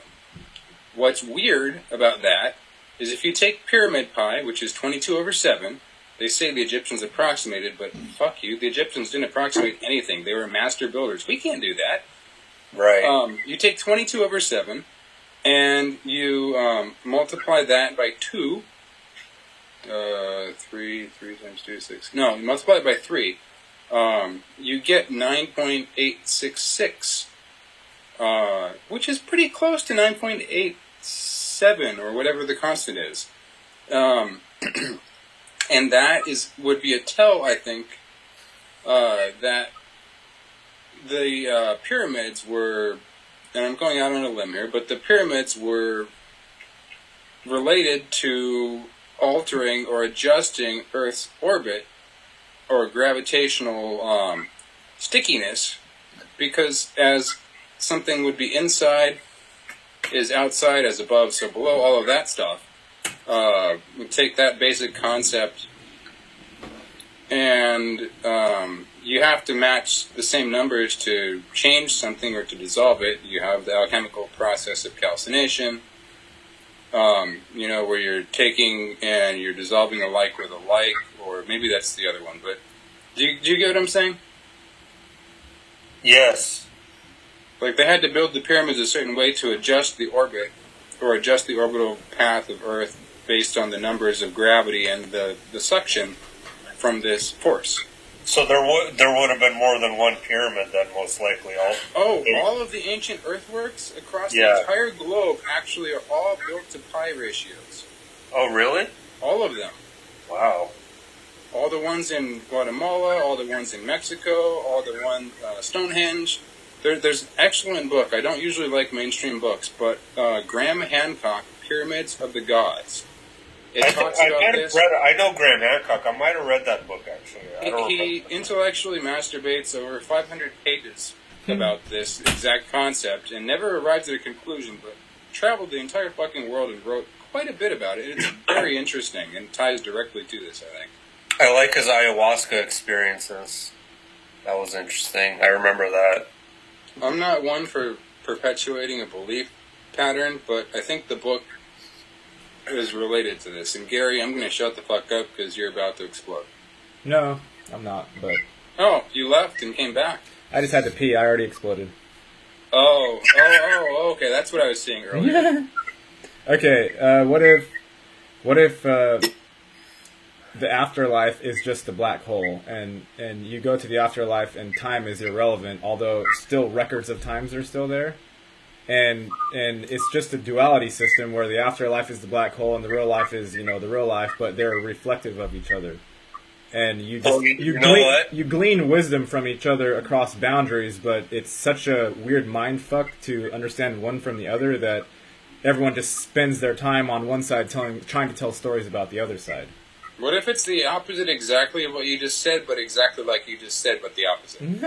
I don't know. Well, let me tell you this. When I had my heavenly experience, that's how I described that realm of light that I was in, was the ultimate 0 point, because it was the ultimate nothing and everything simultaneously. Yes, and when I did DMT, the one time I smoked DMT, it was as exactly what Gary said, where I left Earth, I went through a series of, I hate to sound cliche, I went through a series of black holes and through like all these tunnels and wormhole things. Yeah. And then eventually like I spun through them and bounced around and it was weird and there was lights and colors and I popped out into this space, which was, like you said, Daniel, like the ultimate 0 point, where you suddenly become aware of yourself, and it's so fucking quiet, but it's so happy, and it's so weird, and you're just like, and it's all black, and you're like, what the fuck is, and it was all light for me, it was pure light. Oh, mine was all black, yeah. but the light was there, and it was all in the background, I could see it. But anyway, the point is, what if this description that you're saying, and Gary's saying, and people describe when they do DMT in a hospital setting, what if we're all talking about the same exact thing? And what if that is that balance between the Bardo crossing those thresholds and all of that kind of stuff? I think so. Because if you think about it,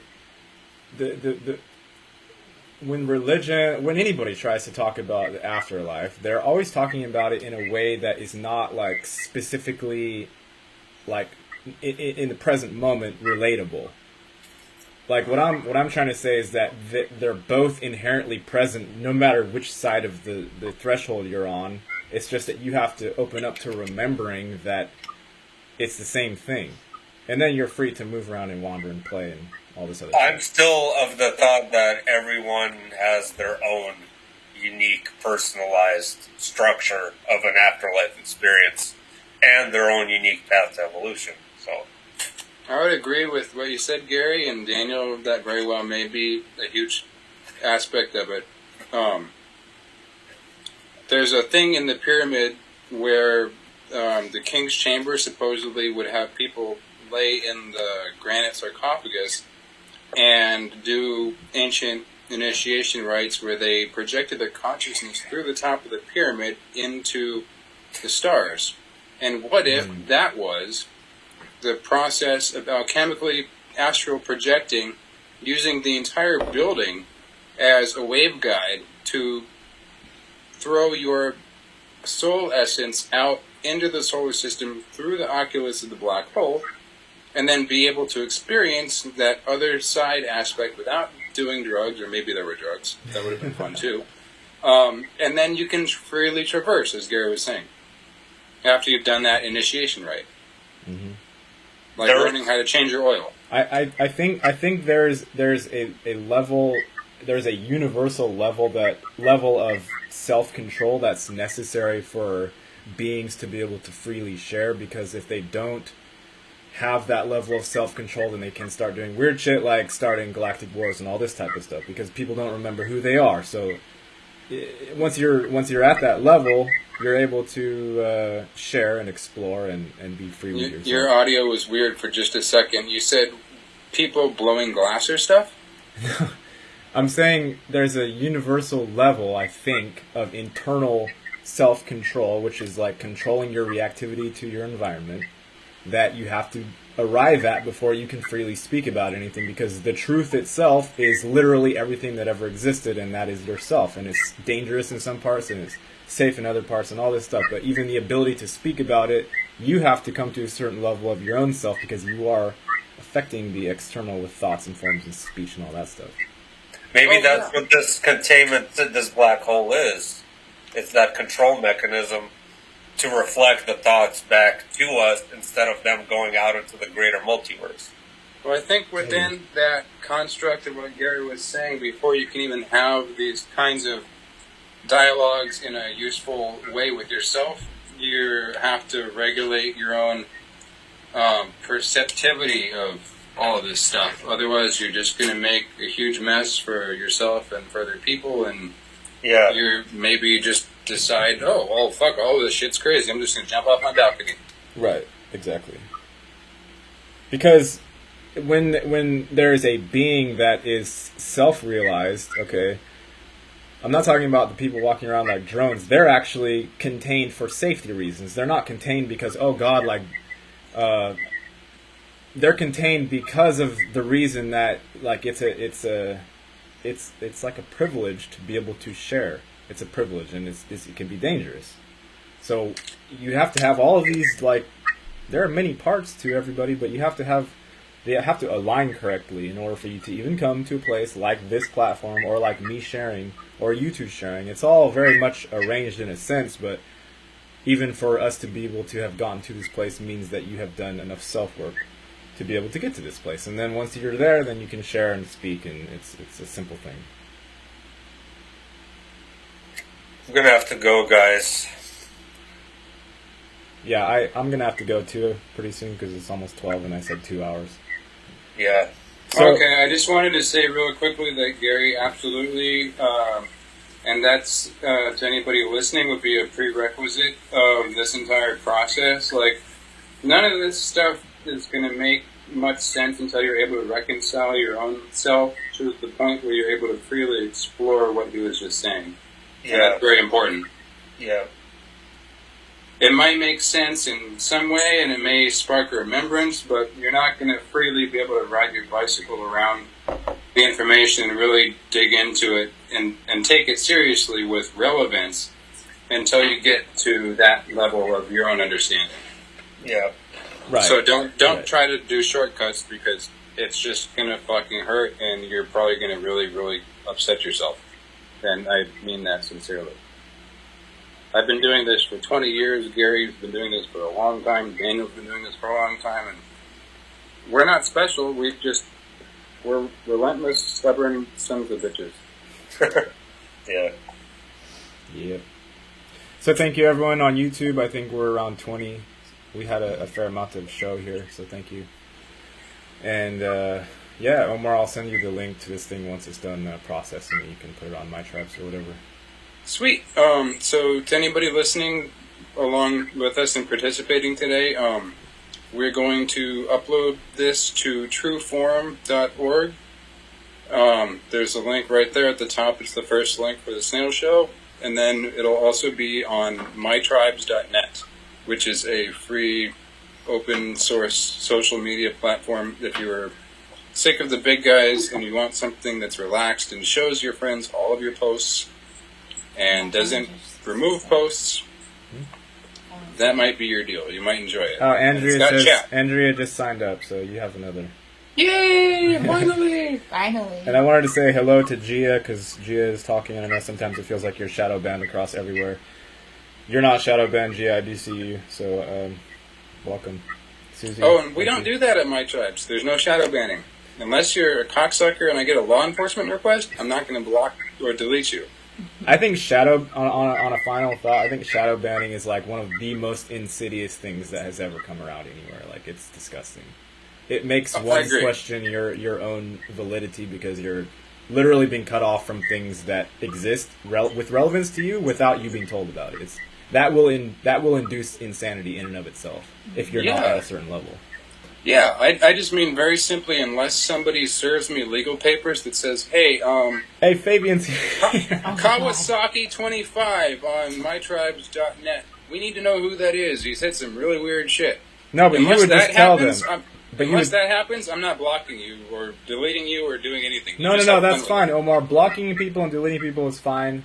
But I'm talking about actual shadow banning, which is like you're still on the platform, but you didn't see something that's actually happened. It makes people insane if you don't know what it is.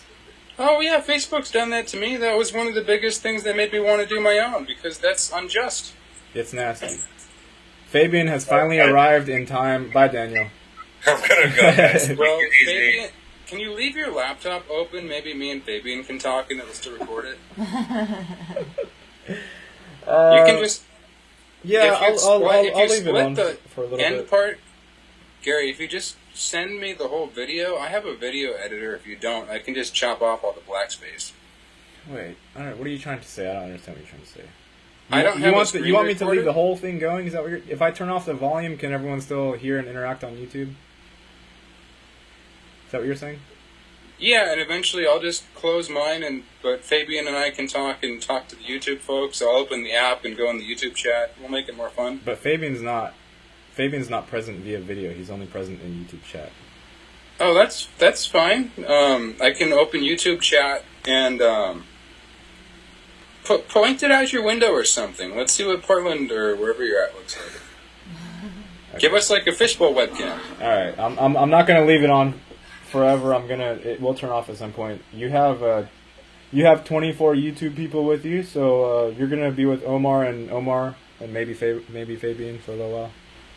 I'm gonna turn off the volume. I'm opening YouTube right now. I'm turning off the volume from... Wait. It's not gonna work. Tell me why, and I'll give you the tech solution to fix it. Because the YouTube is being broadcast from this computer. Why do you have to close the computer? I'm gonna have to hear you jabbering in the background. I guess it doesn't matter. Just hit the mute button. But then they're not gonna be able to hear it. It's recording the substream, isn't it? I don't know. Okay, look. I'm gonna turn it off, and you tell me the reaction of the people in the chat. Okay. I'll come back in like a minute. Hit mute. Okay, YouTube people. You let him know. I'll give you the view of the sky. Okay. You let Omar know.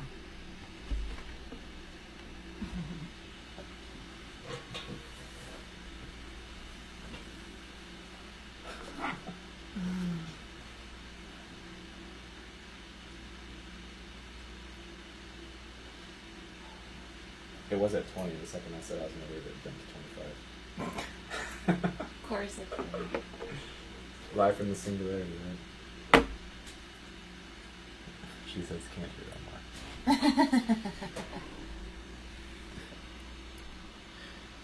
more. Okay, so, no, as I thought, it doesn't work. I have to hear you guys jabbering, which is fine, but I'm going to leave it pointed out the window, and I'll leave it going on for a little while until I get tired of hearing you guys, or hearing Omar talk. Okay. Maybe go unisolate outside, take a walk. Bring the lady. Get some of those trees. Those are pretty. So, Fabian's in the chat. Yeah, I can only text. I still need to get that app. Fabian, JIT. Oh, yeah, you tried that. It didn't work for you. So, hello, people in the chat. I can probably not chew gum and type at the same time, but my video is going to show up now, I think. Oh, that's funny. There is a delay.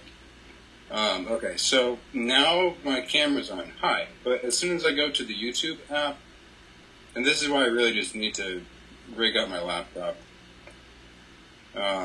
because it should be doing both, but it doesn't, because it's not bad. So, yo! Hi, first name, last name.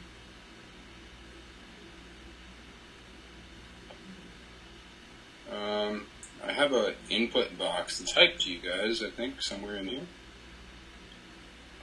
Let me open YouTube. So, live chat. I can see what you guys are typing. Oh, thank you. Who is first name, last name? You guys are going to laugh. I see what you're typing, but it has taken away the box to type.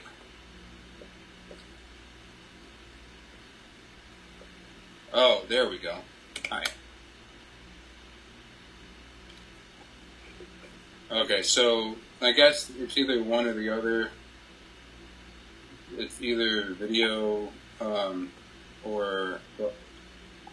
Sixth Sense, shadow banning Bruce Willis, hence the mystery schools, Jeff the mystery schools, all the Egyptian stuff. Hamster, police plant beneficial thoughts within the mind. Thomas, that's everybody's own responsibility, absolutely. We should always be planting positive beneficial thoughts and treating others the same way we want to be treated. Not to sound like the Bible, but that was probably the one thing that he got really right, besides historical record. I came back from nothing with the feeling it was not for me to leave yet. Yeah, absolutely. You're not supposed to not be here. You have absolutely a purpose of you have your own plan. Wow, you guys type a lot of cool stuff in here. Wow. Susie McCormick, I'm just going to scroll back through a few more of these. The space weather and the Schumann resonance. There's a guy who developed a really interesting technology with that Tesla stuff I was talking about earlier. If you go to zeropointresearch.com, he builds these boxes that have Tesla transformers in them. And they are new old stock, so they're a part that Tesla, and I don't get paid anything. This guy's just a friend of mine, and I own one of these. I paid for it, and it's really fucking cool. New old stock from Tesla's invention that he built in 1893, his patent, for a vibrational transformer. It's a four-way diamagnetic dielectric current device. It spins at 4,000 RPM, and it generates a Tesla field. And a toroid of electricity comes out of this box. And you can... Yeah, actually, let me show you guys that. That would be really... So, I just got up to... You're about to see this thing. So the Tesla transformer is inside of this box. And that is not right here. Flip camera. Sorry, you have to hit a few buttons. Toggle camera. There we go. Okay, so this is the live stream. And it has this funky power plug. It's on a granite plate here. And then we get a shot of it right here. Live stream generator. So this has Tesla's original thing in it. He buys all the old ones that were built because it was developed for the military. Tesla was working under military contract to develop this because they were using it in communications devices. If you remember correctly, Tesla was working on a whole number of things, but one of them was wireless radio frequency communication devices that could do things like steer boats from a handheld joystick. And that was what this technology was going to be used for, and they made a whole bunch of them because the military does that.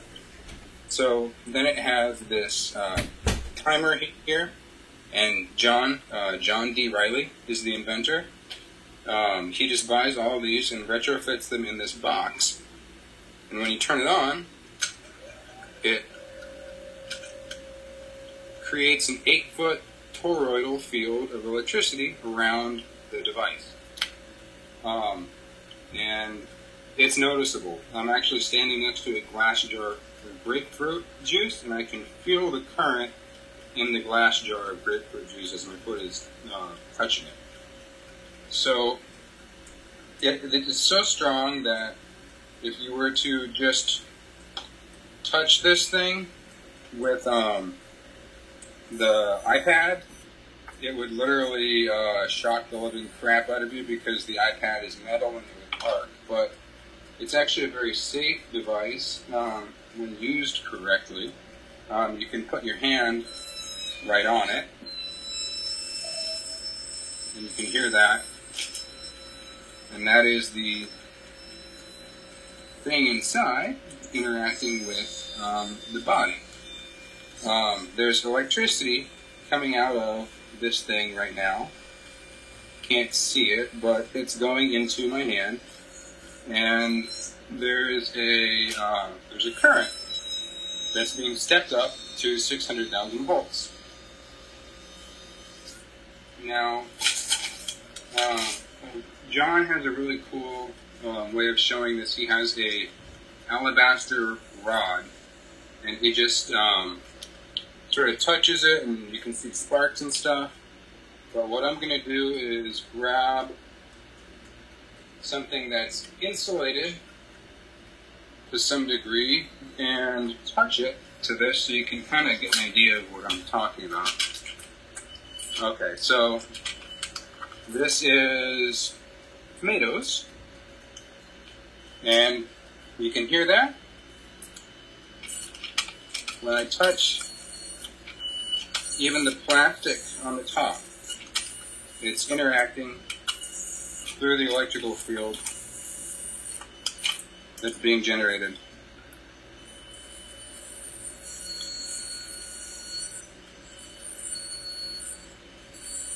By this device. And this is a healing technology. It's like charging up your own internal battery. But what's really special about this thing is it balances out your electrical field by contributing free electrons, clean electrons. So your body knows what to do with this intuitively, and it just sort of, it's like plugging yourself into the wall, but it's clean current. It's direct current. This box, this is, yes, it's like a laptop transformer, but this is actually a low noise, it's a special one, a low noise electrical power supply. And then it's in this weird shielded cable, and then it's on the grounding plate, which is plugged into the wall, into the grounding pin. So what it does is, through that and through what's actually inside of here, it cleans up the signal so it's not just dirty electricity coming out of the wall, and it conditions the power signal in such a way that not only does it convert it from AC to DC, but it makes it very, very clean, and it makes it so the body can intuitively pick up and use it to its advantage. And that's what Tesla was trying to give everybody. And I think that that's what one of the reasons he was gotten rid of. Okay, so this is, I wouldn't recommend this, but this is ground, it's shielded enough that it's not going to do anything. Maybe you guys can see. What I'm trying to do is get a spark to come off of it. The tomatoes are actually doing quite a good job of picking up all the juice that they're putting out.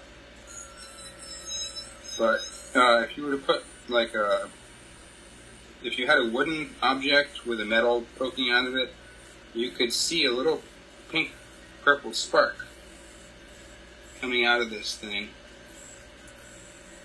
Really easy to see at night, through dimmer light, but it's daytime.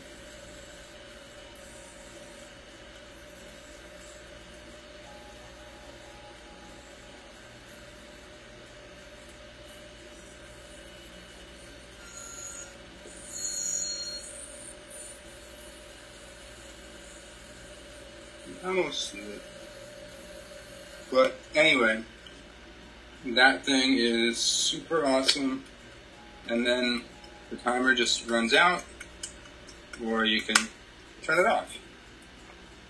I'm going to go back to the YouTube chat now, and hopefully you guys haven't all left. And toggle camera. Okay. And let me sit down. And let's see, what do we got here?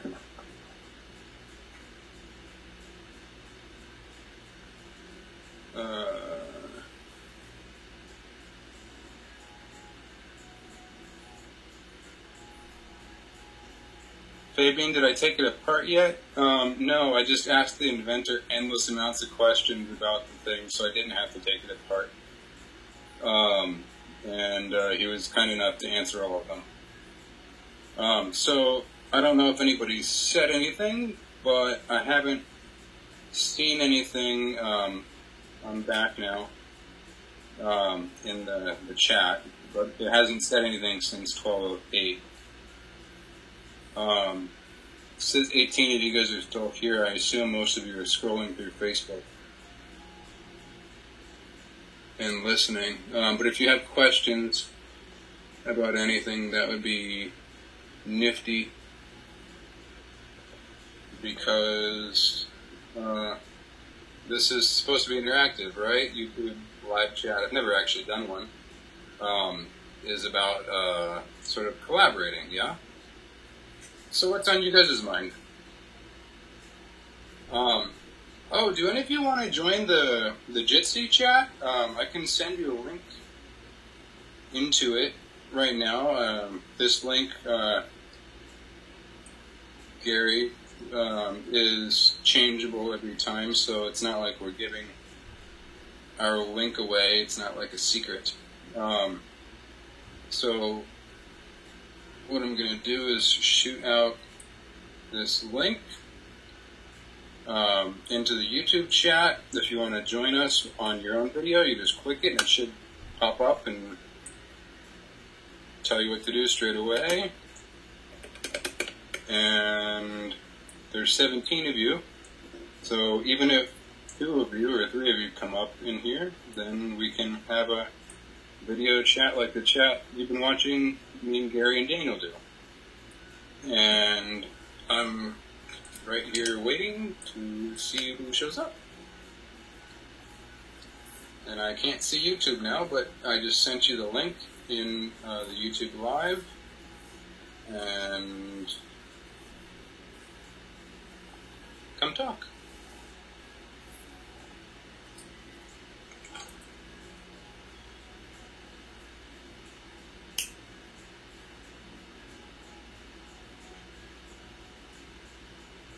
Those are really nice trees.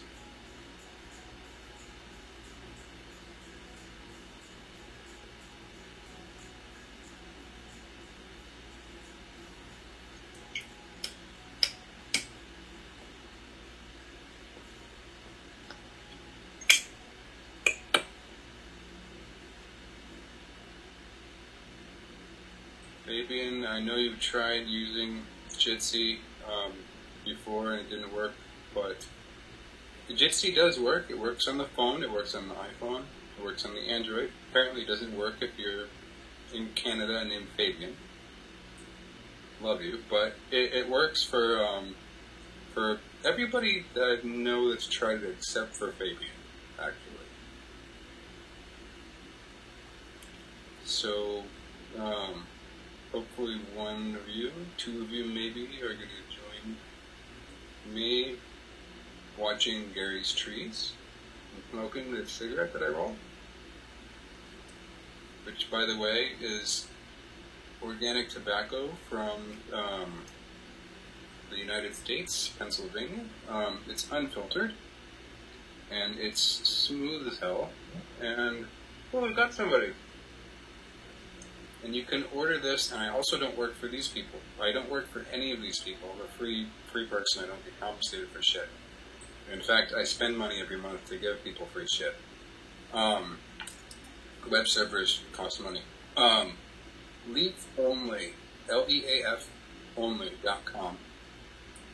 You can get $16 pounds of tobacco grown in the United States without pesticides, and roll your own cigarettes for 3 cents a cigarette versus 50 cents for a box of cigarette. No chemicals, no pesticides, no additive, no bullshit. These are delicious. If you smoke, this is how you want to do it. If you don't smoke, that's fine too, but don't crawl up my butt about it. So somebody has tried to join, and if you tap the screen, you'll see a microphone and camera icon on the bottom with a red hang-up button in the middle. Oh, it's Lily. Hi. It has your name now. This is progress. Lily tried to join us earlier, but was having technological quagmires, like computers often do. Lily, are you able to hear fine? If you tap the screen, you'll see a microphone and a camera. If you're on Windows, you can unmute them. If you're in a browser like Chrome, it works really well. I tested it the other week with that. Firefox has a lot of super fancy pop-up blocking things. It has its own microphone permission thing. It's kind of, it's not hard, but it's not intuitive. But you have to just allow microphone and allow camera, and then it should work fine. On Mac OS, there's a app. On Windows, there's an app, jitsi.org, if you want to join us in the future. And where were we? Well, I don't usually talk to just myself, so Lily, thank you for joining and trying to get this to work, so I don't just have to stare at the tree here, which is fine. Okay, so here's what I'm curious about. Hi. I sent a message to the chat in the group here on it's on the lower left. You can probably see that.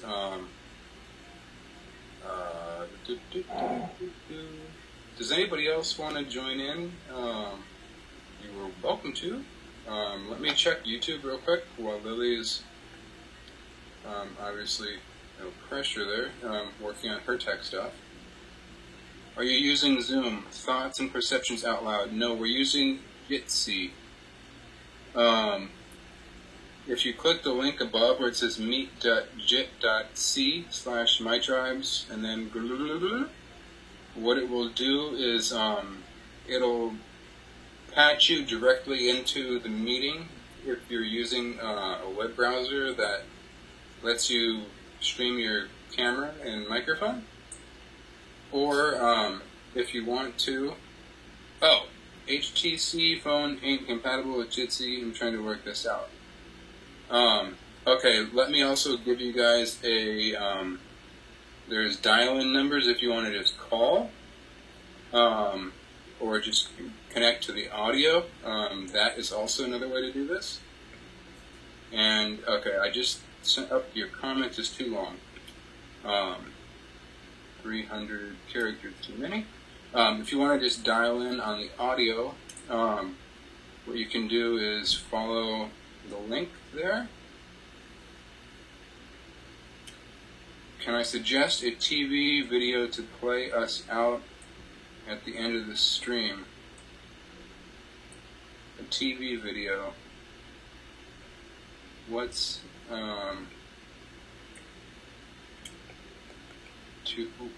what is a TV video? Join code? Okay, here, that would be the roam code, and that would be, let me put that in here right now.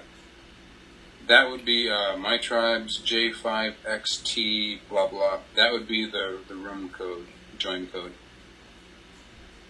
First name, last name, I know that's not your name, but that's okay. Can I suggest a TV video to play us out? Do you mean, do you want to put music at the end of it or something?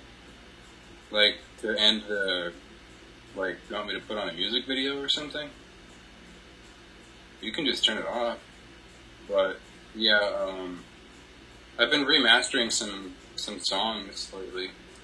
YouTube, not TV, meaning YouTube. Oh, I'm YouTube retarded. I don't know how to do that. That's Gary's department. I've made like 10 YouTube videos in the last 12 years or something. So my apologies on that. I don't know how to do that.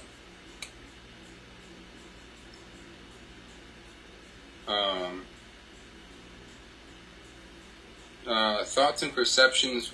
Are you on a phone right now, or are you on a laptop? Because if you're on the laptop, it's just like open your web browser and then hit that first link, meet.jit.c.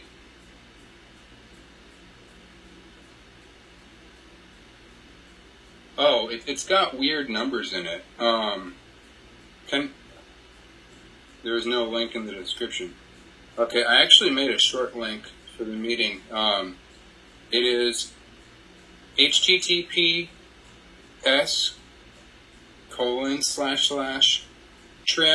like you trim your fingernails, trims.me. Oh, yeah, let me shorten that even shorter. Sorry, I put like the date and the... Give me just 2 seconds here. Meeting today. That's easy enough. Okay, if you go to trims, like when you go to www something, you don't need that. It's trims.me/meeting-today. And that will send you directly to Jitsi. And if I find a pen, I can write it down. There's a pen. And I reach the pen. Aha! We have a pen. Pen. And I have paper, because I'm old, and I like paper. Okay, iPhone. My channel, I have a social media website, mytribes.net. I don't have a YouTube.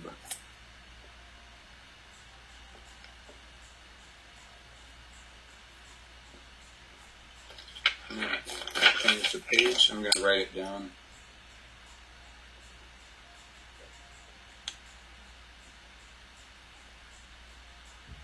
I'm going to come back to the camera here in a second and hold up this paper.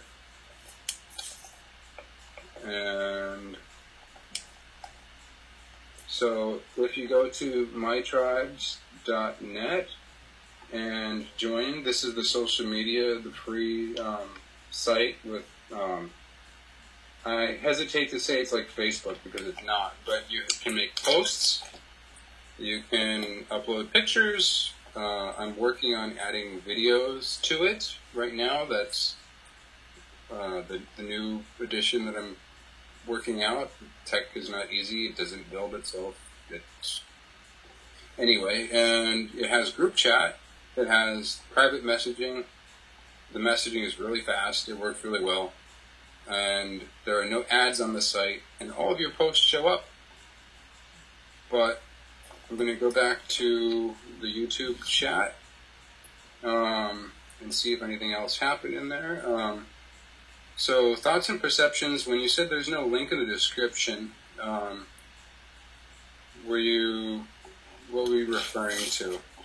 So I'm going to write down the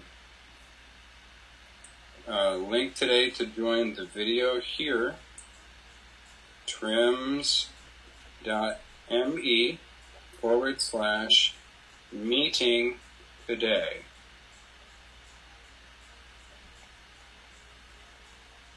And there's a dash in that.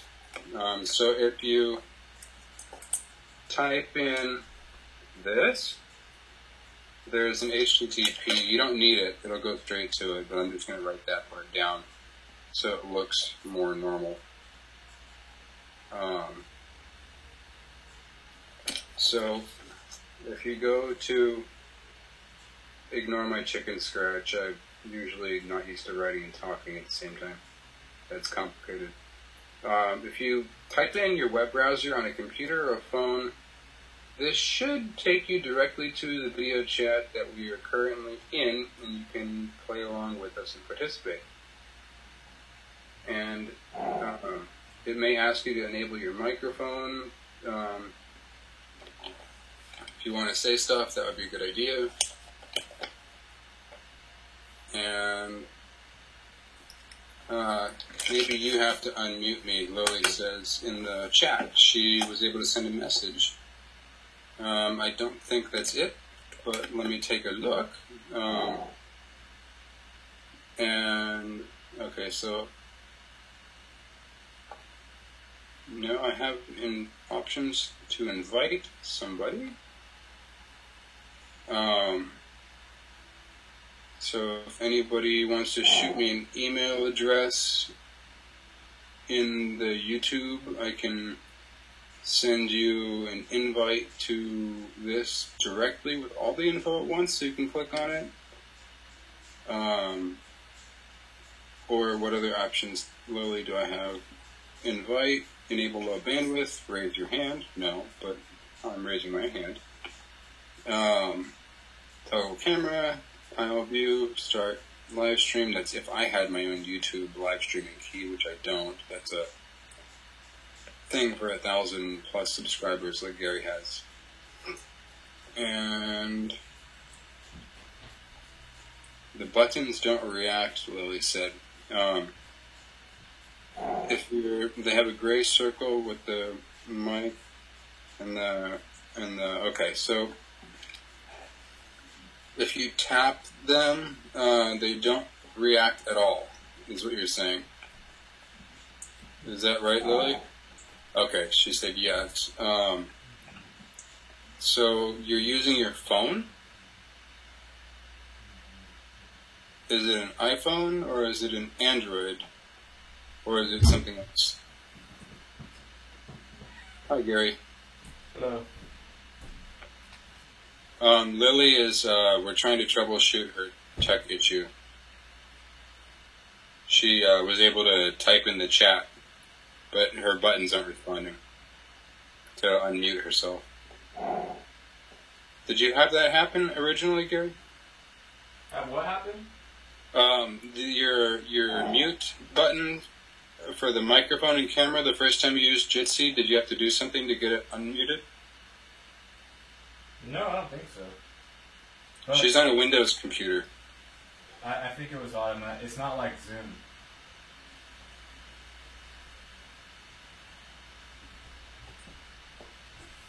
Lily, are you on a Wi-Fi, or are you on like a hotspot or a firewall or anything?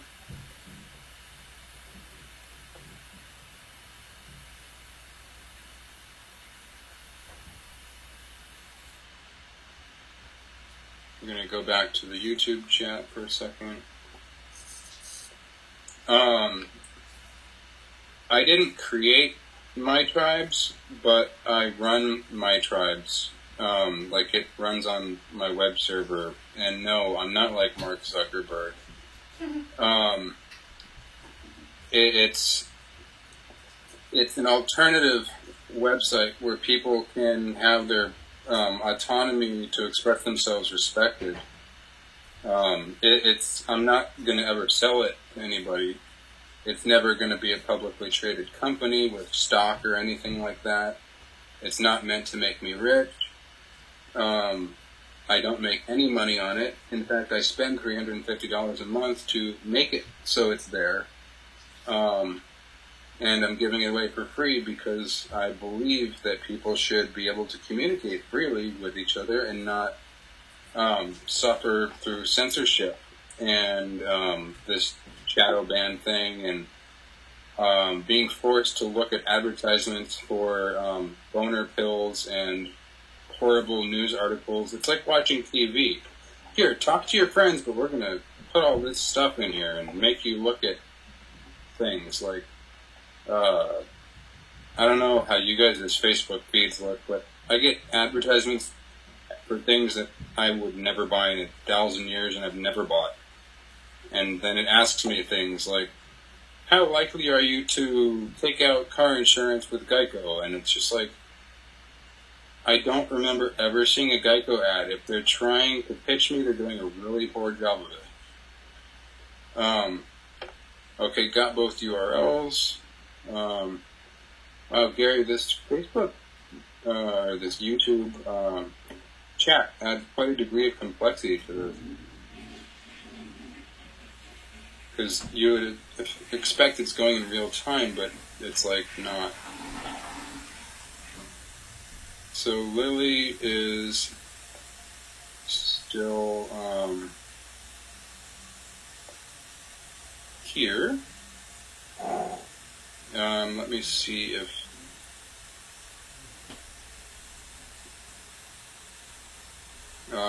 Eden said anything. No.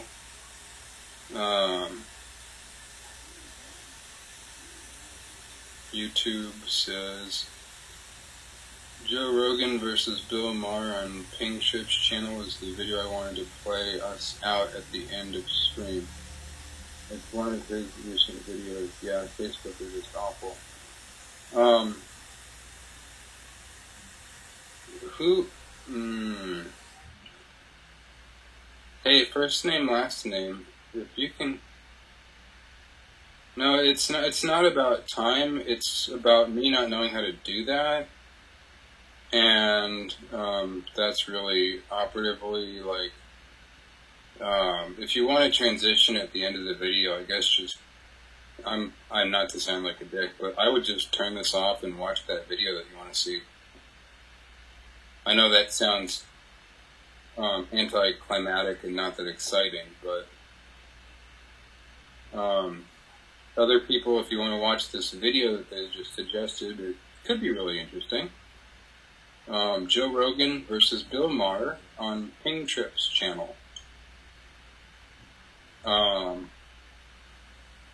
Yeah, so there's that. And I've not familiar with anything Bill Maher said in the last 20 years, but I know who he is. He's that guy that looks like he's 9,000 years old and electrocuted himself one too many times. And he's like always pasty. Like they put too much makeup on the poor guy. Joe Rogan, he's that hotshot. Yeah, we all know who he is. But first name, last name. I hate calling you that. Can we get a fake name? What's that video about? Maybe tell us about it. Fabian, I'm not going to try anything because I'll lose the stream. Yeah, probably because the internet hates everybody from your part of Canada. It, like, teases them. It's like, oh, we're going to connect, eh? Oh, no, fuck you, we disconnected. Now we're going to disconnect. I'm part Canadian. I'm allowed to make these jokes. And I don't mean it in a bad way at all, obviously.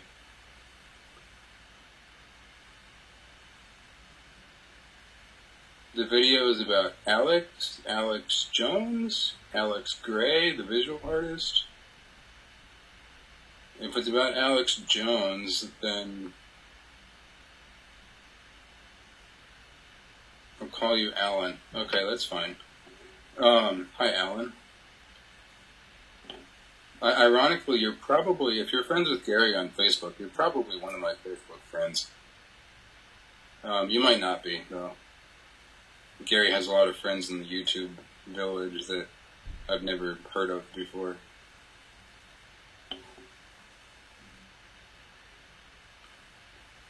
Yeah, Alex Jones is a weird cupcake.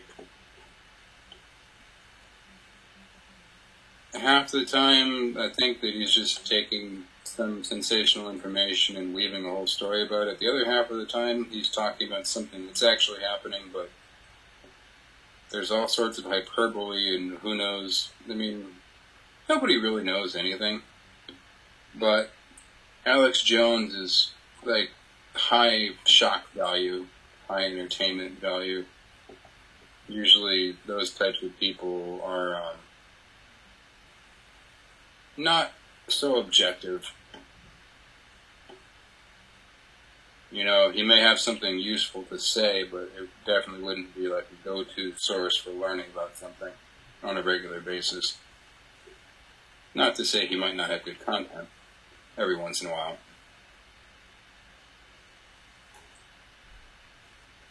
Not on his Facebook. Okay.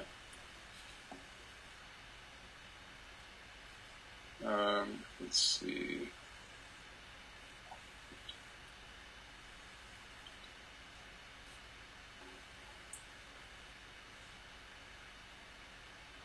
Oh, Fabian, your avatar has showed up now. I can actually see your avatar.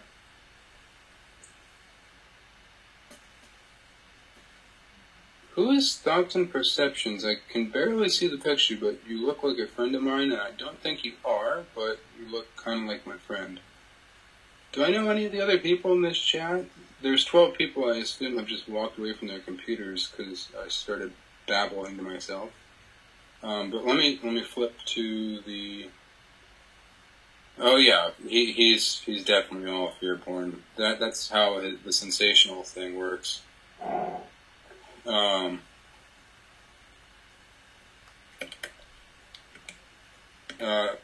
Lily tried, but she's having tech problems, but she wants to assure everybody that she's not tech retarded. No, she's not. Tech is retarded. Tech is retarded. Safety settings. Oh. Can you come back? Question mark. Yeah, it even has blocked websites asking for microphone permission. So, you guys, that's how tricky the microphone permissions get buried. It will totally do that. And, hey, there she is! We have Lily. Live to you from somewhere in the woods in Europe.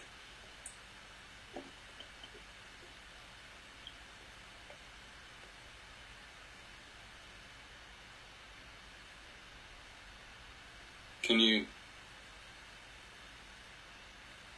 say something? Oh, we have a noise. We have a noise. We have fire.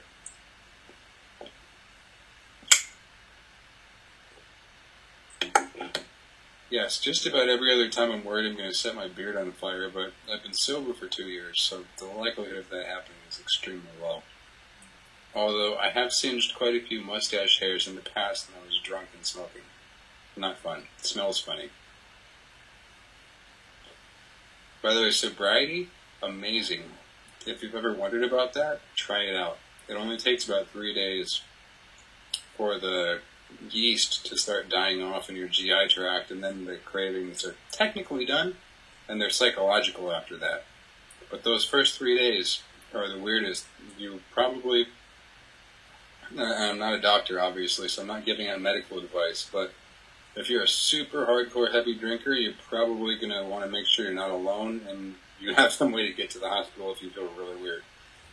Not a fan of hospitals at all, but the key is, in my experience and what I've read, is regulating your liver and your glucose supply when your liver is detoxifying those first 3 days. Honey, raw honey, very good for that. Salt water, warm salt water. Soothing herbal teas, avoid caffeine. But without getting all into that, once those 3 days are up, then it's like a whole other world, and very slowly your body heals. And because alcohol is the byproduct of yeast. When yeast goes through its reproductive life cycle, alcohol is generated. And when you drink alcohol, or a beverage called alcohol with alcohol percentage in it, that is a percentage of yeast excrement or poop or byproduct, and water and flavors and stuff. Gross, weird, didn't think I was going there, but I'll just stop at that thought and say that sobriety is cool. A lot of the things that I've been able to think about and experience for myself and learn about myself were always there, but when I was a person who drank, it was like buried. I couldn't really access parts of myself. I could experience them temporarily, occasionally, but not to the clarity and depth that I'm able to now. And it's been 2 years in June. It's made a huge difference in my life. So I'm going to jump back to the YouTube and see what's happening in there. Alex Jones has not done much self-work. Probably not. I had just entered my comment here, deleted it twice. Do you have another phone nearby to play the vid? I have a cell phone somewhere. I don't know where it is. I don't know if it's charged. That's how much I'm attached to my cell phone. I really don't even know where the motherfucker is. And I'm sorry if I'm swearing. This is YouTube. I forget I'm not supposed to do that. I really don't know where the MFR is. No, I didn't do the 12-step program, Susie. I went to some meetings and found that it was like good advice, actually, most of it, for building structure in your life and being able to have that as an aspect of what one could call one's recovery. Because the structure, when about a week after I stopped drinking, one of the first thoughts on my mind was, what do sober people do when they're not waiting to drink? And that was very humbling because I realized that I had been waiting to drink. Like, is it sunset yet? Is it an socially acceptable time for adults to drink yet? Can I go to the liquor store? And from that evolved me looking for ways to occupy my time. Some that I had occupied my time with before, like habits and stuff. Like painting or playing my guitar or taking photographs or even writing. And then the other half of the time I was thinking, what are some new activities that I can learn about? And so I would just search engine like random things or try to go to a meetup that sounded interesting on meetup.com or meet some new people or things like that. And what was really cool was eventually I stopped wondering what do sober people do when they're not waiting to drink, and I ended up just actually enjoying myself and being more at peace and not having anxiety.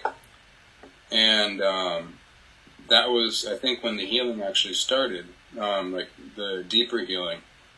Because there's this thing where when you're a drinker, you don't realize it, but the anxiety that you experience is largely caused by the detoxification symptoms of the alcohol beginning. And you just go through that pattern over and over and over again.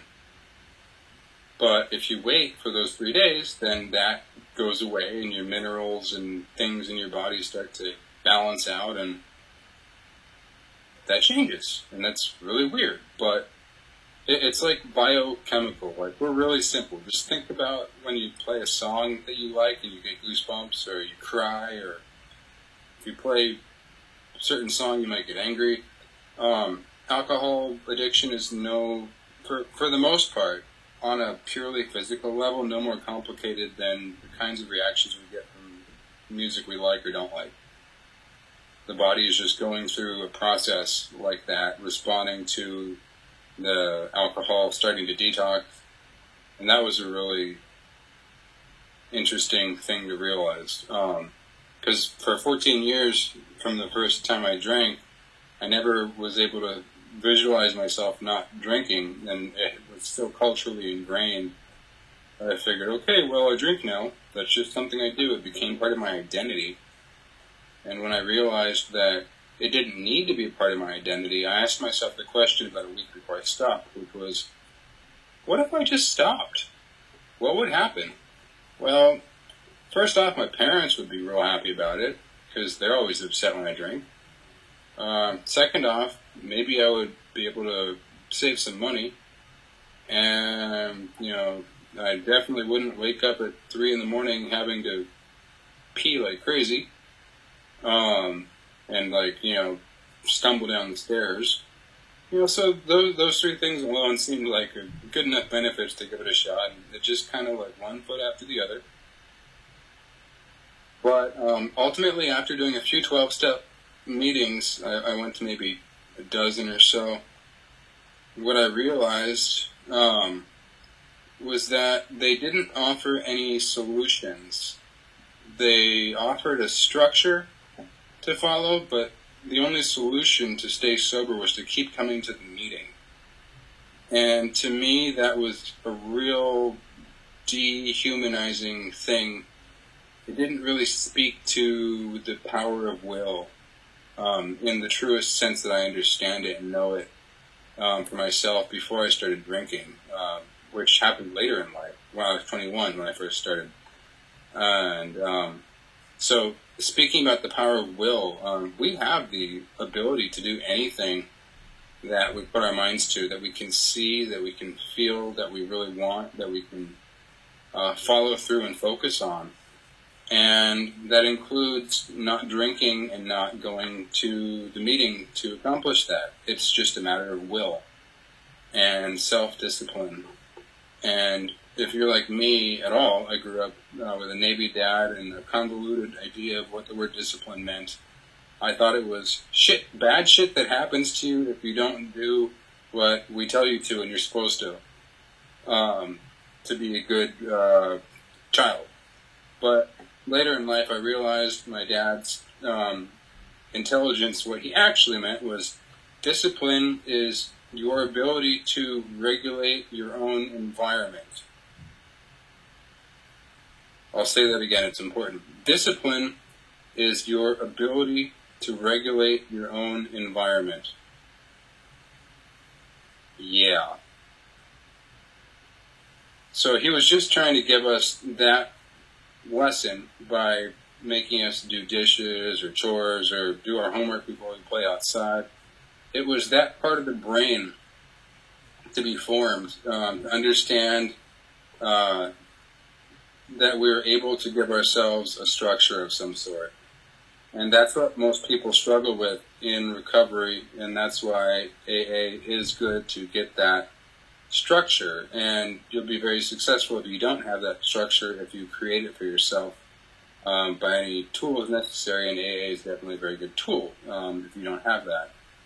I spent 6 hours a night doing homework to get into a good college. I never actually graduated college, it's a whole other story.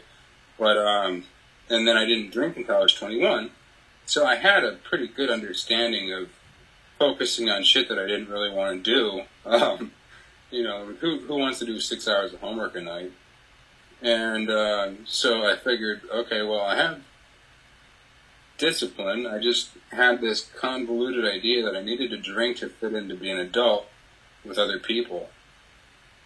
And that was what led me to social drinking, and then later on I became bored or, you know, had an emotional bout of an existential crisis, and then you end up drinking at home. And if you're a thinking person, maybe that existential crisis just continues to boil as you're looking through it in your head, and you might sit there and think about it at night and drink, and maybe then you're bothered and you sleep. You need to drink to sleep, and, you know, it can quickly get out of hand. But AA ultimately is a very valuable tool for some, and for me, I just decided, well, let's just establish my own willpower and step back into that self-governance.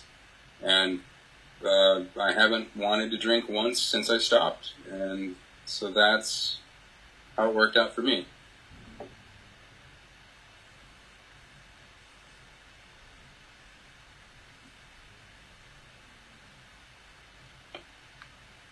Fabian said, I secluded myself in nature alone, got away from everything and everyone. Nature is lovingly cruel. Yes, a wise man once said, never go into the woods without clothing, fire, shelter, food, and everything you didn't actually think you were supposed to take with you, but you can't remember when you left. Nature is lovingly cruel. In the sense that if you don't have the proper boundaries when you go into it, it will eat you. And by the way, I mean boundaries with the environment. You know, planning for a freak snowstorm, or now I feel like I'm rambling. I'm going to check to see No chat messages. Oh, Eden said that Sunday is her special day, but she says hi to everybody.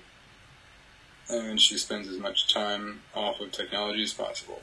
Very much respect and honor that. And enjoy. Have a happy Sunday.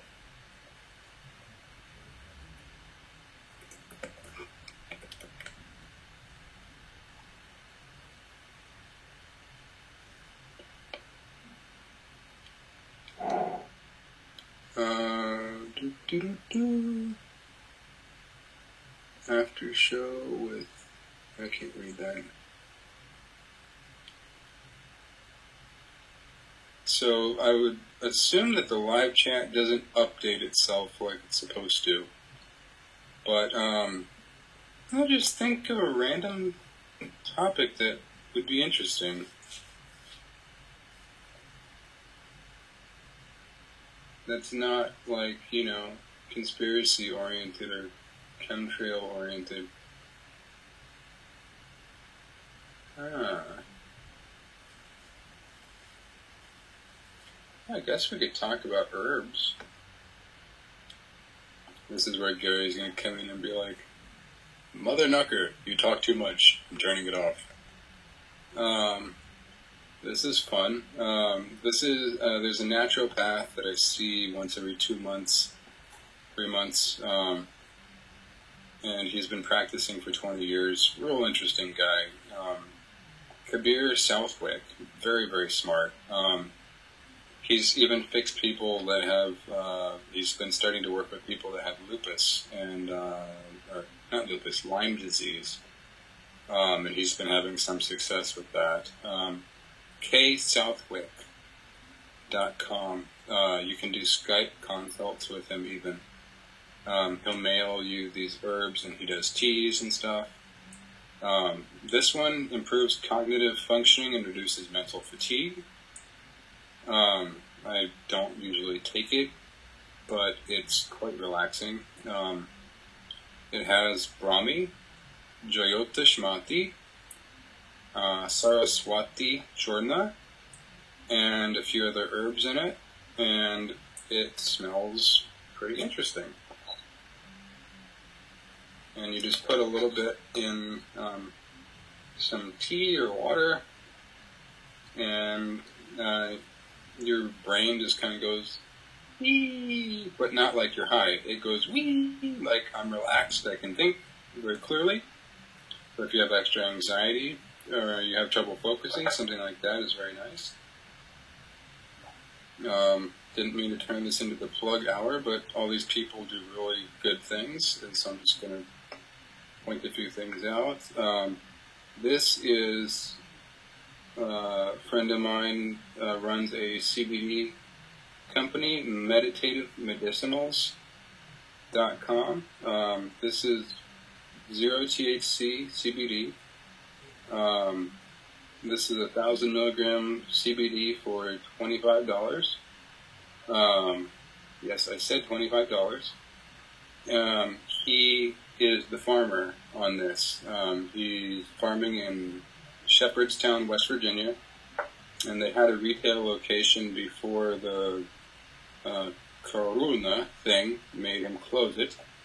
But he farms that, he grows it, he follows the Japanese no-till farming methods that were pioneered by Fukuoka, or Fukuoka, something like that. You could Google it. I don't remember his... don't use Google. DuckDuckGo.com or Duck.com or DDG.something. You can find it. But if you hate how Google doesn't show you anything you want to see, DuckDuckGo will show you a lot of stuff when you type your search. It's not perfect, but it's a lot better. But meditative medicinals, this is I've tried a lot of CBD, and this is very relaxing, very calming, and it has a nice flavor to it. It's in coconut oil, and I'm not like I hardly ever take supplements or anything, but when I do want to take CBD, that's a really nice the way to go. And I've known Noah Wells, and for 2 years now, and I really believe in what he's doing. He'll even give away on his website. If you don't have $25, he has an option to get one free bottle of this exact one here, the 1,000 milligram bottle. And it says one bottle free, the CBD, and you click on that, and I don't even think you have to pay for shipping. I think it just shows up. Don't quote me on that. You might have to pay for shipping, but I don't think you do. And he also sells hemp seeds to other farmers that want to start their plot. He pioneered the genetics that are in this strain over the last 15 years of his breeding, and that is his own strain that's in there. And it tests out at and he does the part where you turn it into the full spectrum isolate and the full spectrum serum as well. So if you're trying to start your own white label CBD brand, he also has that kind of quantity that you can purchase either the finished thing from him in bottles that don't have labels and roll your own and sell it, or just buy a whole bunch of it if you have like a terminally ill family member or something, or friend. Or you can also buy the isolate from him, which is the 99% pure powder, and then make your own, or just mix that into smoothies and beverages and stuff like that.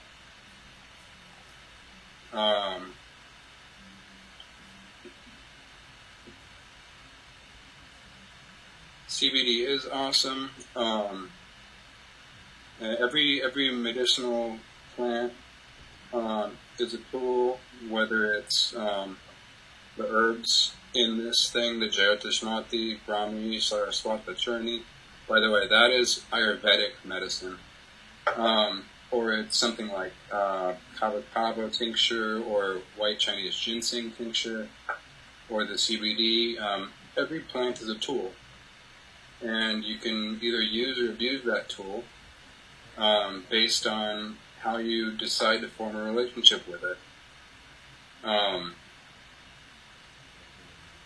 And that's really important because a lot of people have this mentality of putting Band-Aids on things and avoiding other things that they're not addressing, whether it's an interpersonal relationship problem or whatever. A lot of people will just numb out, and that's eventually you have to face these things in your life and choose how you want to define yourself by your experiences. That's really important in life. I guess now we've turned this into the philosophy hour. But you have to choose how you define yourself based on your experiences in life. You don't let your experiences define you. You have to choose how you react to them, because that is your rightful place as a participant in this world, is to have the ball in your court and be a conscious creator and facilitator of the reality that you want to see in the world. And that's the only way to do that, through the virtue of your own actions and your own mind. If you don't like something about yourself, it's up to you to change it, and nobody else. Nobody can do that for you. People can gently guide you, but ultimately you are always the one that has to do that work for yourself. And in this case, work isn't punching a clock. Work isn't unpleasant. Sometimes it might be unpleasant, sometimes it might be painful, sometimes it might make you cry. Sometimes it might make you really happy and just go, holy shit, that's crazy, now I have to take a nap, I'm exhausted. But the work is the process of putting your own energy into changing your life into something that you truly enjoy and something that you're truly passionate about and something that makes you really happy and perhaps even makes other people happy. I think I'm going to read a poem that I wrote a long time ago, in 2008, I think. Let me just pull it up here. Once I can... there we go. So I wrote a book called Poems from the Outside Edge, and this took me 10 years to write. It's quite a... like I said, it took 10 years. But in this... okay, I just got the file open. You can download this from my philosophy blog, which is revitalizeyou.org/poetry. But that's not even the point. Okay. The poem is about your inner potential, your inner light, your inner guidance, your subconscious mind, and how that is guiding you, whether you realize it or not, to everything that you do. Okay, so here's the poem, and then I'm gonna cap this off and check once for any last questions in the YouTube chat, and then I'm gonna go on my merry way here. The source you seek, I get it now. Creation's force in you and me. The truth inside is simply there. Bridge the gap and it unfolds. The helix of your matrix code. The light you need inside yourself is there to be, to greet, you see? The passion's source, the energy, the God within, creation's force. The source you need inside yourself, the light be there to make it be. Then behold the global truth, the all to be, universe, magnanimity. Universe inside yourself, the key to hold, the light is bold. To you and me, this is truth, the source, the force, it unfolds. Your fingertips, the vector point, your mind and heart, the compass. The spark you need, it greets you now. So look inside, and there you'll see the truth, the light, the energy. Cosmic force shall guide you here. Listen to the truth you speak. The things you do will then unfold. In gracious life, all is told. Live as thus, and you shall meet your purpose here. The harmony, the unity, look within. Become the source, the light be bold. It follows you, for it is of the oneness here, the consciousness, it be told. Oneness here, a global truth, universal light for all to grasp. The guidance force, be it there, is perfect, you see, in its course. So it said, be here now. The only time we really have sits with us now, unfolding now. The matrix course is perfect then. Its beauty speaks to those who listen.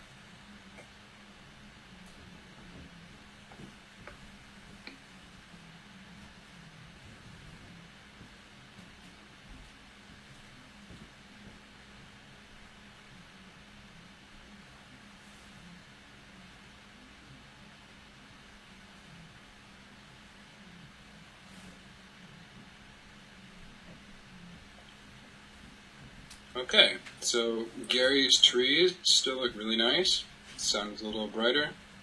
Lily is still here, but listening. This has been really fun, you guys. We just hit 3 hours. Nobody has said anything except for Fabian really likes smoothies, which I really like smoothies too. And we don't have anything else going on.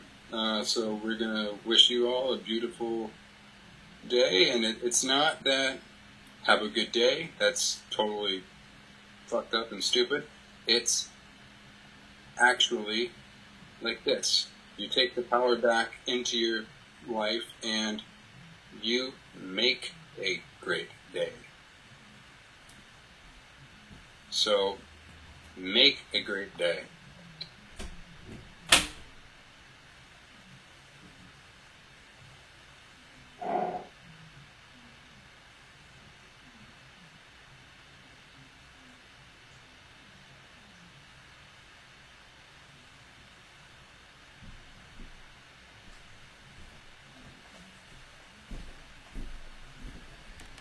Okay, Gary, you can turn it off. I'm turning you off, Omar. I hear that you have concluded. Yeah, I'm done. So, Thanks, brother. This was really fun. Yeah.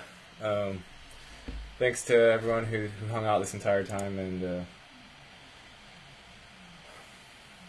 if you don't write your own narrative, then somebody else will, and it won't necessarily be a pretty picture. So figure your own shit out.